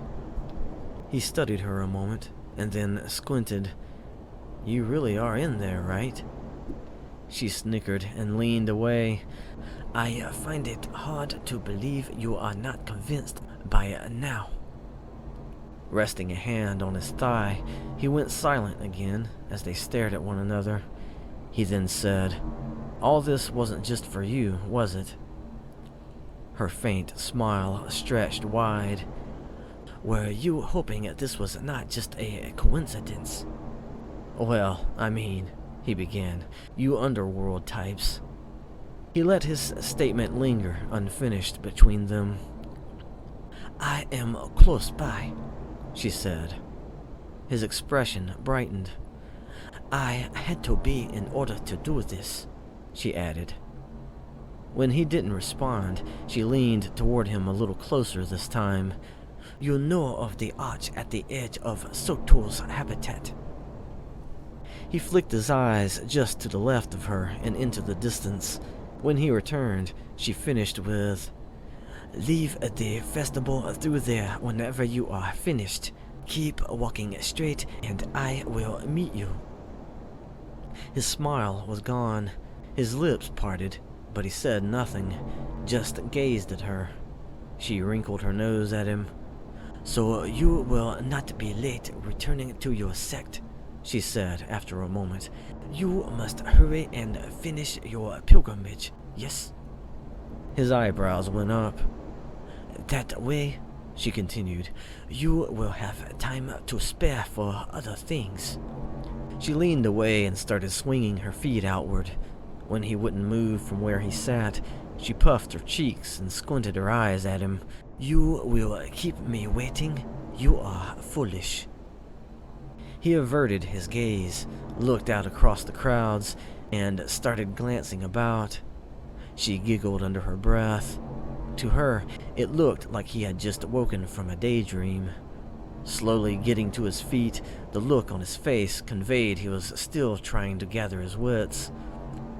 She remained seated, but continued to watch him. Now that he was standing, after a moment, he looked down at her. She said nothing. Even her expression was blank, but it was still a look he recognized. He started to reach up and touch the necklace, but stopped halfway. Turning his head away at first, he jerkily pivoted his body and finally started walking. She watched him make it all the way to the end of the float and wondered if he would turn around and climb down the ladder, using that chance to look at her one last time, or... He squatted down, gripped the edge, and hopped off. Now he was no longer in view, having disappeared into the streams being churned by the float. She looked away, not wanting to be distracted by watching him cut his way toward the barrier maze cloud. After all, he was an anomaly here too. Well, she said, looking toward the front of the float. That concludes our mission. There were still so many people filling this habitat, but she could see the line of rat rods ahead. The way they were cutting across in front of all the racing floats, Bekka assumed it acted as the finish line. On the other side of those vehicles, was that some sort of flying saucer? I will give you back control now, she said, and Bekka felt her face relax. Expelling a shallow breath, she took in a full one and let her upper body slouch. Do not worry, her host said inside her head. I will stay with you until you leave the festival. You are not planning to stay, are you? Bekka shook her head. Nah, but... Yes? Her host asked. She smirked. You told me a lot up front, but you never told me about what happened at the bathhouse. Why did your people get angry at Malcolm? Her host snickered, and for a moment she didn't think she'd get an answer. Oh, yes, her host eventually began. The bathhouses in that town were actually unisex. It just so happened that my people and Malcolm's sect of monks were using it at the same time. For the most part, my organization and their sect did not mingle. I, however, was curious. Bekka started grinning. The bathhouses offer meals and drink before bathing, her host continued. I timed it to where I would enter the bath just as the monks would. When it came time, I confronted Malcolm about which bath he would choose. When he did not choose the unisex bath, I was not surprised, and so I mocked him. He had known I was just a silly girl trying to get him to focus on me. Oh yeah? Bekka asked. Yes, her host answered, because of his response. How did he respond? Bekka asked. By threatening to lay me across his lap and discipline me, her host answered. Bekka's eyebrows went up. He said that. Her host snickered. Looking back, I believe he was coming onto me, and because I wanted to see how far he was willing to go, I kept pestering him. And then?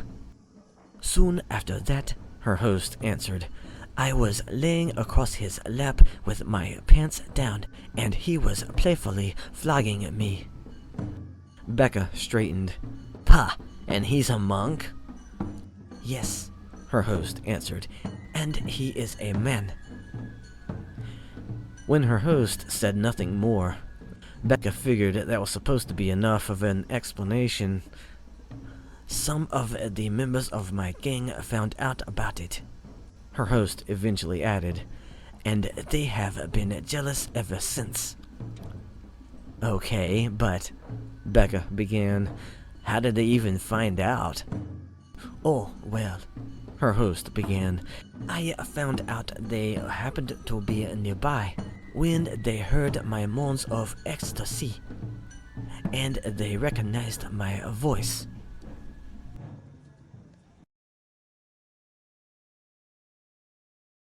Remember that the links to the previous stories in this audiobook series are available below. along with my Ko-Fi link and my website where you can find all of my printed novels and ebooks.